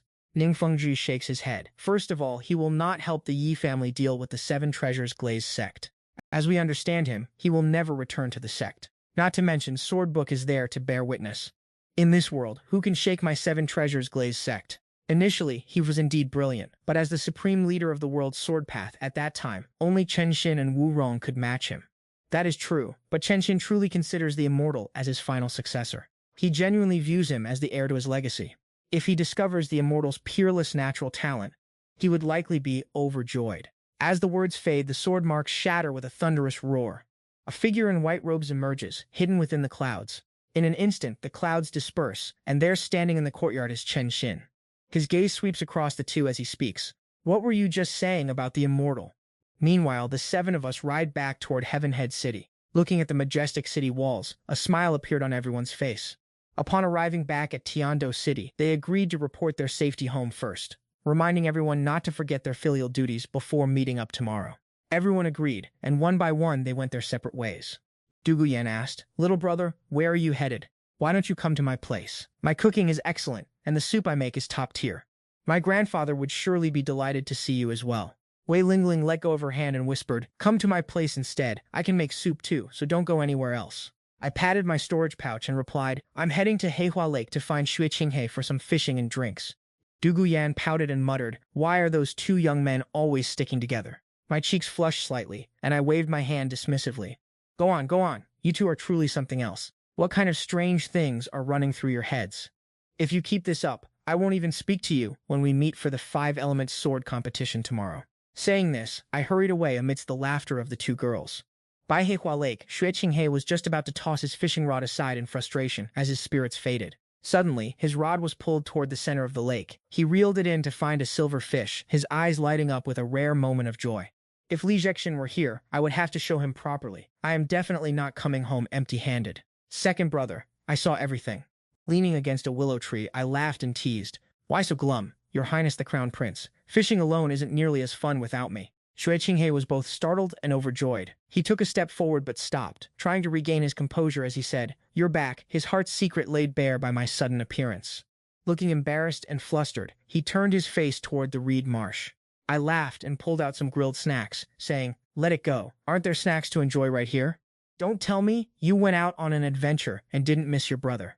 You two over there, what is there to look at in the sky? Stop staring up and come over here to eat with us." Xue Qinghe and I spent the rest of the day by the lake catching up on old times.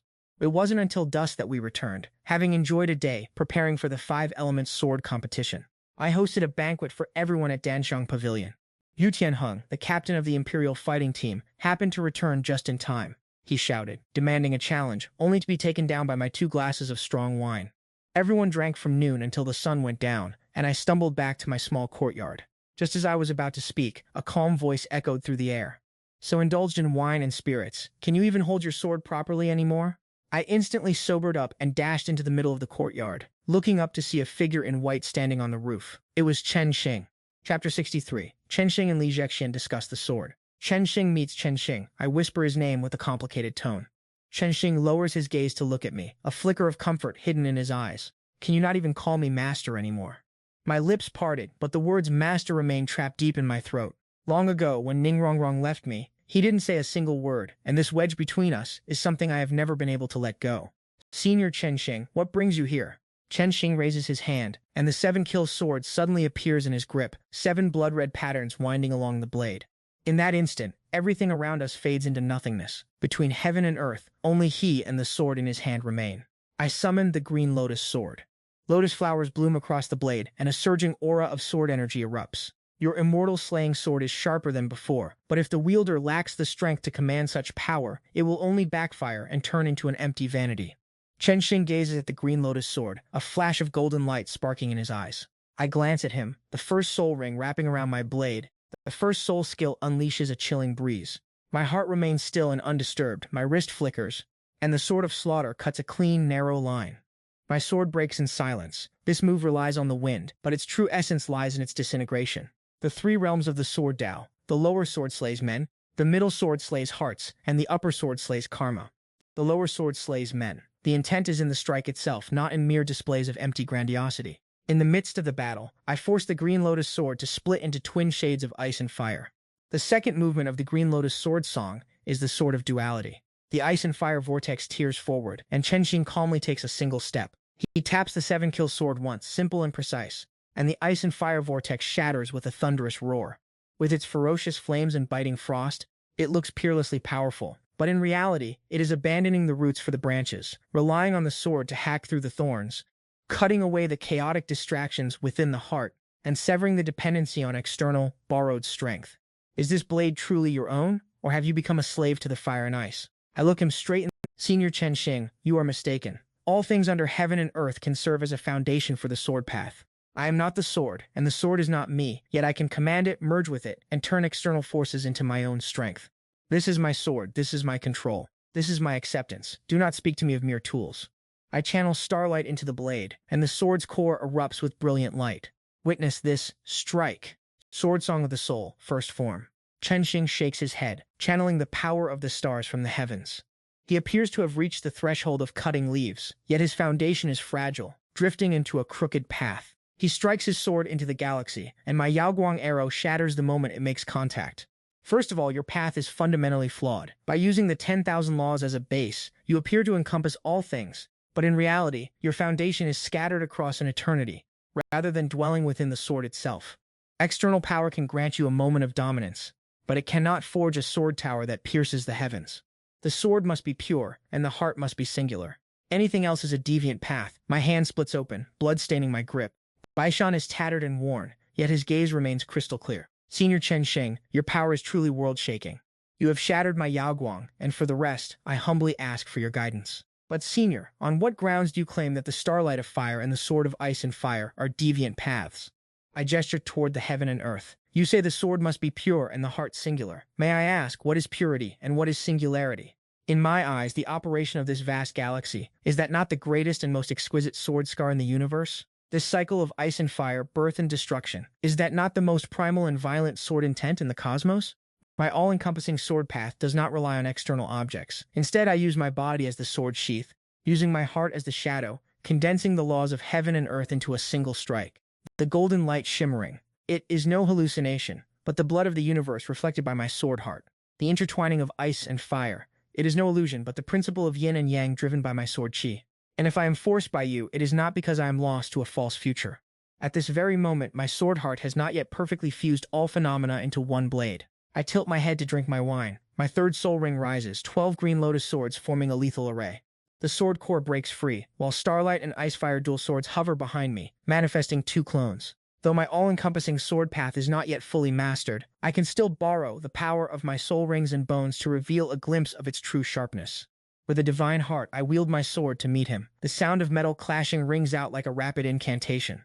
In the final moment, a pure streak of swordlight sweeps across, shattering my clones and breaking the forbidden technique.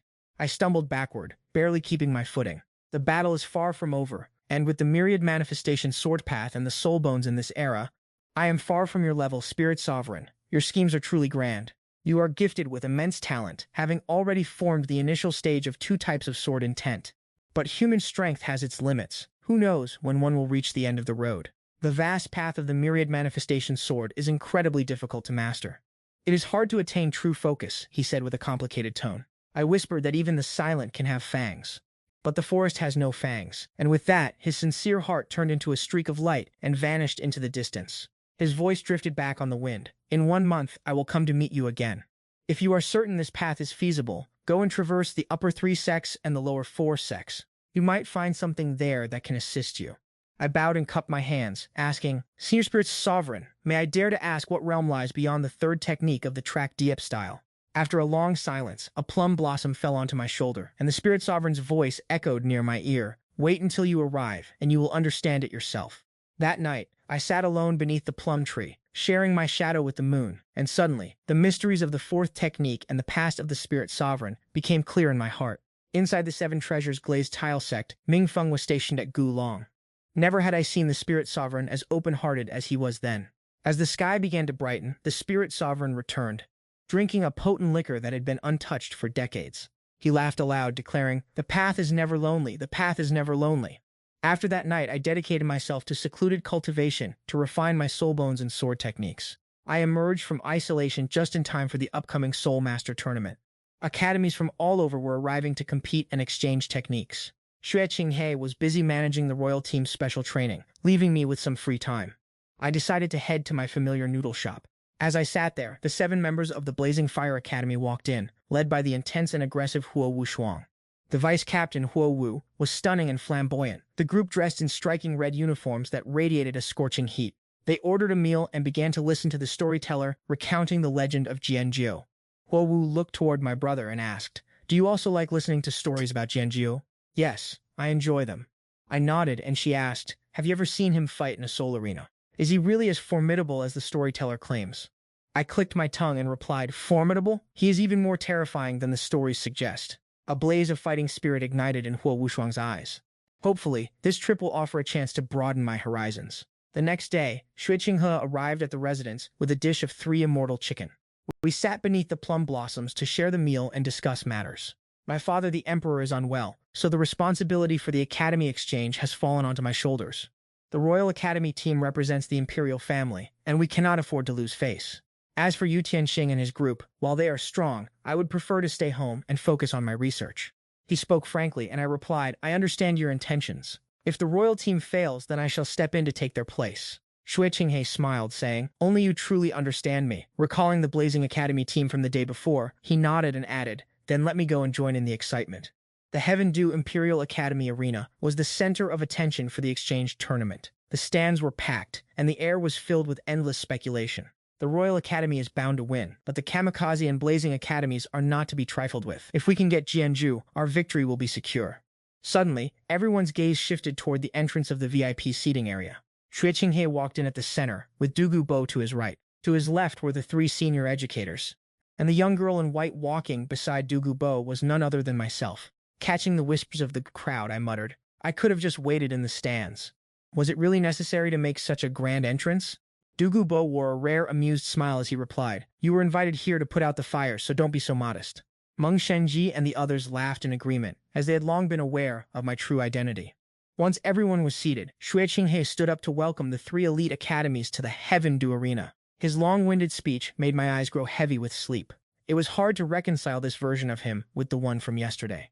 After he finished his nitpicking from the day before, Meng Shenji began to introduce the 3 visiting teams. Entering the arena first was the Elephant Armored Academy, with 7 hulking youths marching in with such heavy, mountain-like pressure that the crowd erupted in cheers. At this moment, Xue Qinghe and Dugu Bo quietly gestured for me to lean in for a consultation. He discreetly handed me some candied plums. He lowered his voice, analyzing the opponent's strength for me. They are level 42 defense-type spirit ancestors. Their spirits are all diamond mammoths. They follow the path of extreme single-attribute specialization. They possess neither control-type nor healing-type spirit masters. I chewed on the candied plum, nodded, and turned to ask, Is this exchange tournament really that important to you? Xue Qinghe was silent for a moment before answering, Since I succeeded to the position of Crown Prince, this is the first time I have presided over a major event on behalf of the imperial family. Naturally, I have to make sure it looks impressive. Following that, the Chihuo Academy team entered the arena. Xue Qinghe was just about to introduce this group as the Chihuo team. I already knew who they were, as I had caught sight of them down in the arena just yesterday. Xue Qinghe raised an eyebrow, glancing at Huo Wu as if it were unintentional. This vice-captain, Huo Wu, is truly breathtakingly beautiful, isn't she? Yeah, the brat under my mother's command is just mediocre. He's nothing special. Xue Qinghe curled the corner of his mouth and led the Shenfeng Academy team into the arena, his expression turning serious as he looked at Li Jishen. The others from the Shenfeng Academy team are easy enough to deal with, but their captain, Feng Xiaotian, is definitely not someone to be taken lightly. He is a soul ancestor at level 40 or higher, wielding the Gale twin-headed wolf spirit. More importantly, he has even created his own unique soul skills. I looked toward the young man wearing the eggshell-colored team uniform, a flicker of interest crossing my mind. A self-created soul skill is truly fascinating. The Huangdo team won't have an easy time winning this. After the three guest teams entered, the headlining Huangdo team stepped onto the stage, instantly triggering cheers from the entire arena as the lottery results were revealed. Huo team versus Shenfeng team. Shenfeng team versus Huangdo team. As they were about to step onto the stage, Huo Wu's gaze swept over the VIP area. She suddenly gasped in shock. Isn't that the place where they said the wine was incredibly potent yesterday? Why are they sitting over there? I, along with Wu Shuang and the others, followed her gaze.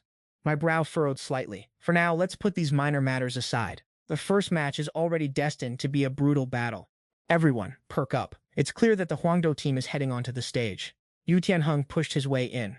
Your Highness, Dugubo, and the three committee members are all here. It would be humiliating if we lost this. Dugu Yan and Ye Lingling looked toward me, faint smiles playing on their lips. Yu Feng and the others were quite relaxed, saying, Don't worry, boss. With that person here, we have nothing to fear. Yu Tianheng's face turned grim, clearly feeling helpless at his teammate's reliance on me. The match between the Huangdo team and the Xiangjia team began. The 7 members of the Xiangjia team simultaneously released their spirits. Like 7 moving fortresses, they stomped toward Yu Tianheng and his teammates. The aura of the earth was sharp and oppressive. Yu Tianheng roared as his blue lightning tyrant dragon spirit manifested. He took Shimo and Shimo with him, narrowly dodging the incoming charge. The others also unleashed their techniques, escaping danger by a hair's breadth, before the audience could even gasp in shock. A brilliant yellow spirit ring lit up beneath Guo Yanli's feet. His second spirit skill, Savage Power Charge, activated. His speed and physical strength surged instantly, and he charged aggressively at Yu Tianheng, who had barely regained his footing.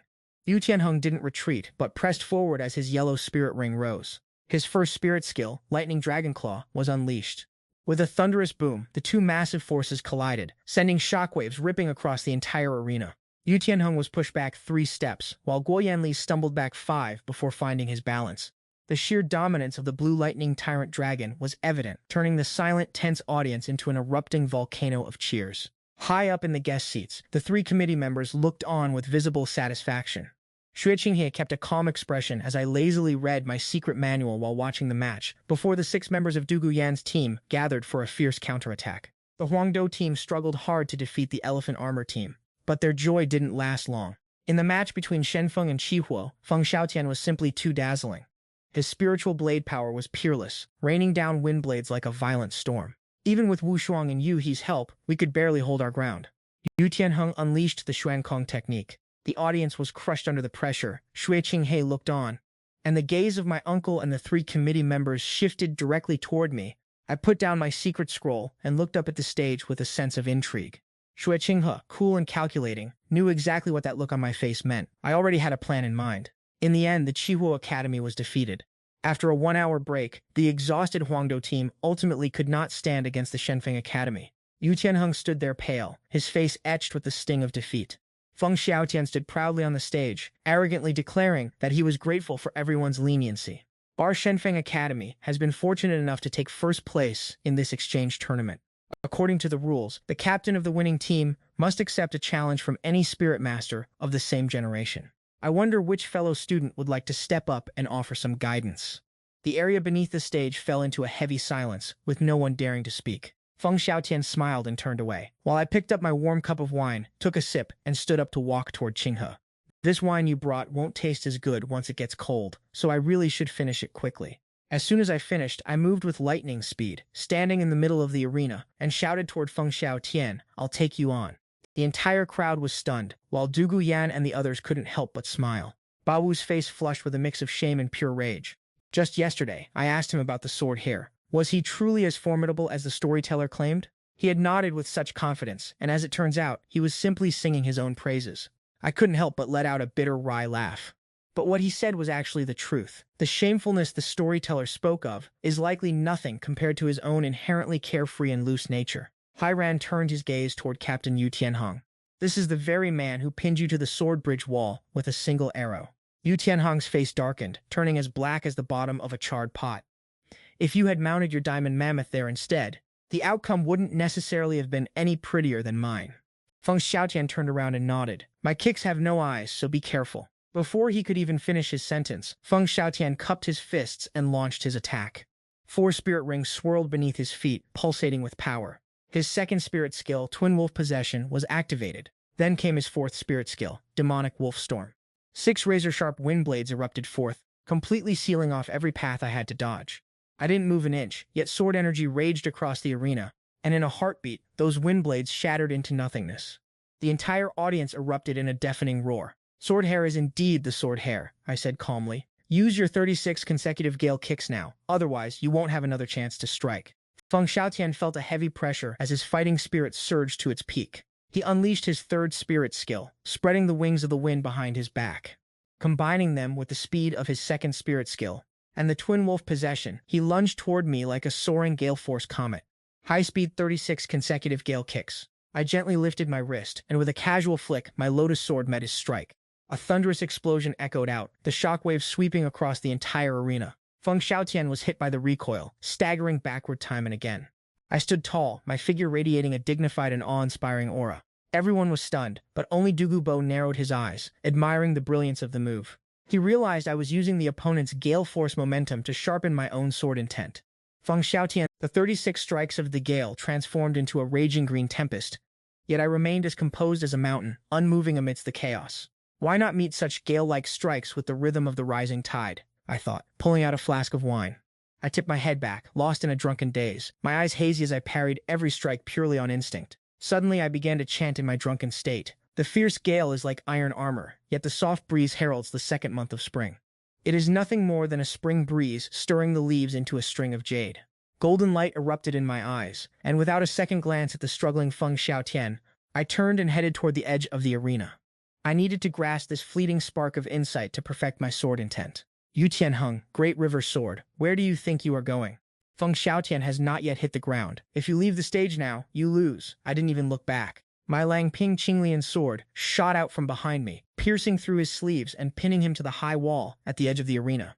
Victory and defeat were decided, and the entire stadium fell into a deathly silence. A moment later, a roar of thunderous cheers erupted. I returned to my quiet courtyard, using the battle as a lesson to reflect upon. My spirit drifted into the path of the wind, sitting in silence from noon until the sunset by the riverside temple. Yet the true essence of the wind remained elusive, and my heart began to grow restless with the sword. Just then, the wind quickened, the courtyard tilting as a single red petal drifted down to land on the blade of my green lotus sword.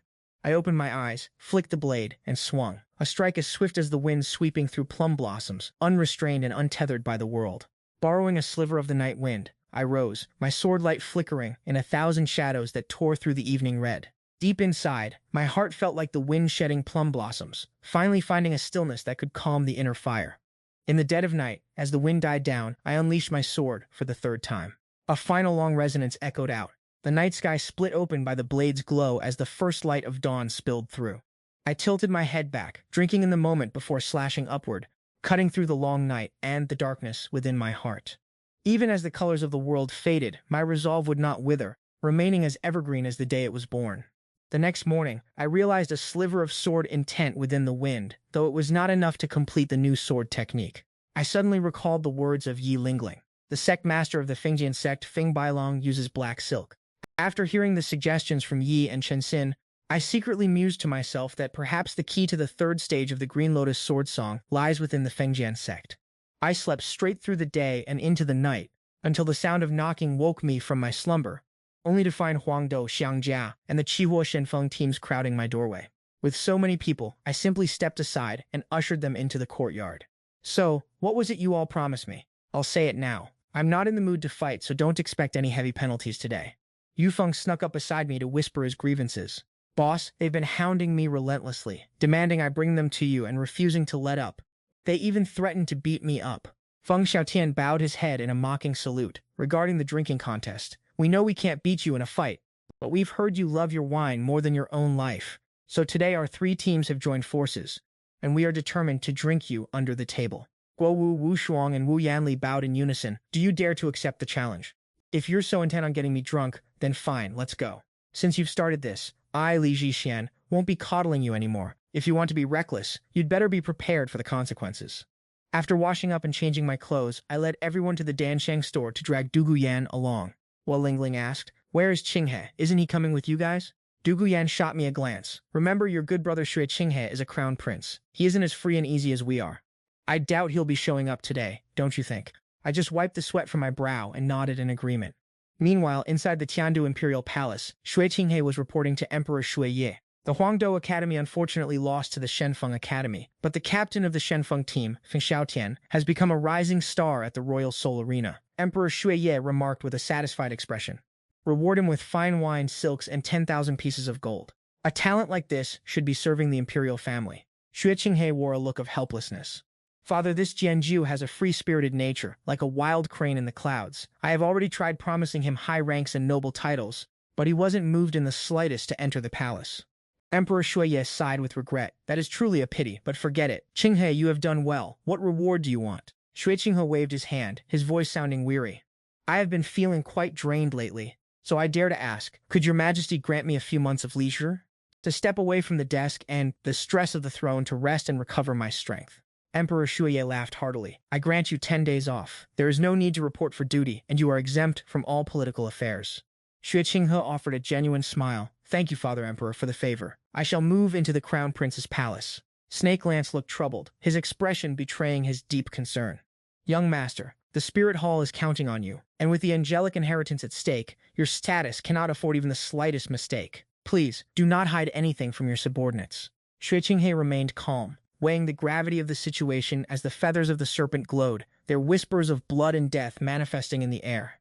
"I admire his free and unrestrained spirit, and I see him as a reflection of myself. If he only recognizes me as Xueqing, then he is my closest friend and a mentor I deeply respect. And if he is willing to share the wine of the martial world and offer his wisdom, then he is worth more to me than my own life. The throne of the Heaven Dew Empire, or the position of the angel god in the Spirit Hall. I would abandon it all and endure any humiliation just to prevent the day he disappears. I am left only with fear, and I never want to taste that bitter feeling again." Snake Lance and Serpent Spear bowed their heads in silence. Xueqing and Li Zishan were nowhere to be found. With all 4 major battle teams having departed for their training, they were likely at the fragrant pavilion, drinking to their heart's content. A smirk played on Xueqing's lips as he flicked his sleeve and stepped out. "If I am not there, who will take my place at the table to drink with Li Zishan?" My cheeks flushed red as I pointed at Feng Xiaotian, who was curled up under the bench, and let out a hearty laugh. "Feng Xiaotian, a bear like you wants to get me drunk? Come on, who is next?" Yu Tianheng looked pale, my eyes grew heavy, and while Gu Yanli struggled to stand, he collapsed with a loud thud. I threw my head back triumphantly and poured another drink. "This is the finest liquor in the land." Yi Lingling stepped forward. "Don't be so arrogant. My sisters and I will drink you under the table." I grabbed my cup to clink with hers and downed it in one breath, my vision blurring as she wrapped her arms around my neck. "Why didn't you admit you were the sword child the other day? Are you happy deep down, knowing we were all praising you?" I pointed at his nose. "You caught me!" "All right, sword child, today I am determined to take you down." Dugu Lingling joined in, pouring drinks for him relentlessly. In the middle of the chaos, the door was pushed open. Shui Qinghe walked in, and I looked over with hazy, drunken eyes. I raised my wine cup. "Qinghe, you finally made it. Come over here now." Shui Qinghe smiled as he stepped forward, and we drank until the world turned dark. It wasn't until the next morning that the 5 of us we led the 3 squads out of Tiando City. Feng Xiaotian stared at me intently. "This time I have lost. Half a year from now at the Spirit Master Tournament, we shall see who stands above the other." "I, Wu Yong," asked Brother Jianzhu, "will you be participating in the Spirit Master Tournament?" I shook my head and laughed. Who can say for sure what will happen in half a year's time? At the very least, I have no interest right now, but Huo Wu punched me and said, "Jianzhu, you must participate. In these next 6 months, we will surely find a way to suppress Li Jianchao." Hu Yanyan's voice boomed like a giant bell, calling out to Brother Jianzhu, Yu Tianheng, and all our good friends. "We shall meet again at the tournament in half a year. Take care." As the 3 teams headed off, Yu Tianheng suddenly stopped Jianzhu. "Why don't you join the Huangdou team? I am willing to step down as captain. With you, the championship is ours for the taking." Dugu Yan and the others all chimed in to agree. I shook my head with a smile. "Forget it. I've grown used to being a salted fish. I can't stand being tied down, but your squad configuration is actually quite strong. You all have a very good chance of finishing in the top 3. Seeing their disappointment, I changed the subject to the upcoming tournament. "You all should intensify your special training. It just so happens that I plan to visit the Fengjian sect in these coming days, as I want to practice my swordsmanship. Yufeng asked with a warm smile. Are you heading to the Stardew Forest? The elders of the Fengjian sect and sect master Shao have invited me to visit. Perhaps I will gain something meaningful from this trip. Dugu Yan and Ye Lingling looked visibly unsettled, but they had to focus on their training, so they let it go. Xueqing and Qingqing tugged at my sleeves. The Huangdou team still has to train hard. You and I are just idling about. Let's not get in their way. How about we go fishing at Hewa Lake instead? It was a lovely day by the Hewa Lake, with a cool breeze gently blowing. Xueqing and I stood side by side, enjoying a peaceful moment of fishing. Suddenly he spoke up. Li Tiashan, I have a few questions for you, and you must answer them honestly. Ask away. Between spring and summer, which do you find more pleasant? Between the 3 immortal chicken and the 7 treasure duck, which tastes better? Between the burning blade wine and the 100 flower brew, which is more refreshing? Between the burning blade wine and the lone goose in the night rain, which is more beautiful? The peerless beauty tilted her head to look at me, but I kept my focus on the lake. Why did she stop speaking? How was I supposed to answer such tricky questions? I only asked these things because they came to mind. Don't overthink it. Xueqing and the others fell silent for a moment. When are you departing tomorrow? Official business will keep us tied up, so I fear we won't be able to see you off. It's a trivial matter. I'll be back in a few days, so why bother with a farewell? The next day, 10 miles outside the city gates, I mounted my steed Juifeng and headed toward Dugu Yanjia Lingling. Yu Tianxing and the others waved. Everyone, please head back. We shall meet again in a few days. Dugu Yanjia Lingling handed me a rain cloak for the journey. I thanked her, swung into the saddle, and urged Juifeng to gallop off into the distance. Behind me, Yu Tianxing sighed, wondering just how much sharper his sword would become by the time he returned. As I rounded a winding bend, through the golden dust filling the air, a streak of white flashed into view. On horseback, long golden hair billowed in the wind, framing a figure of breathtaking elegance.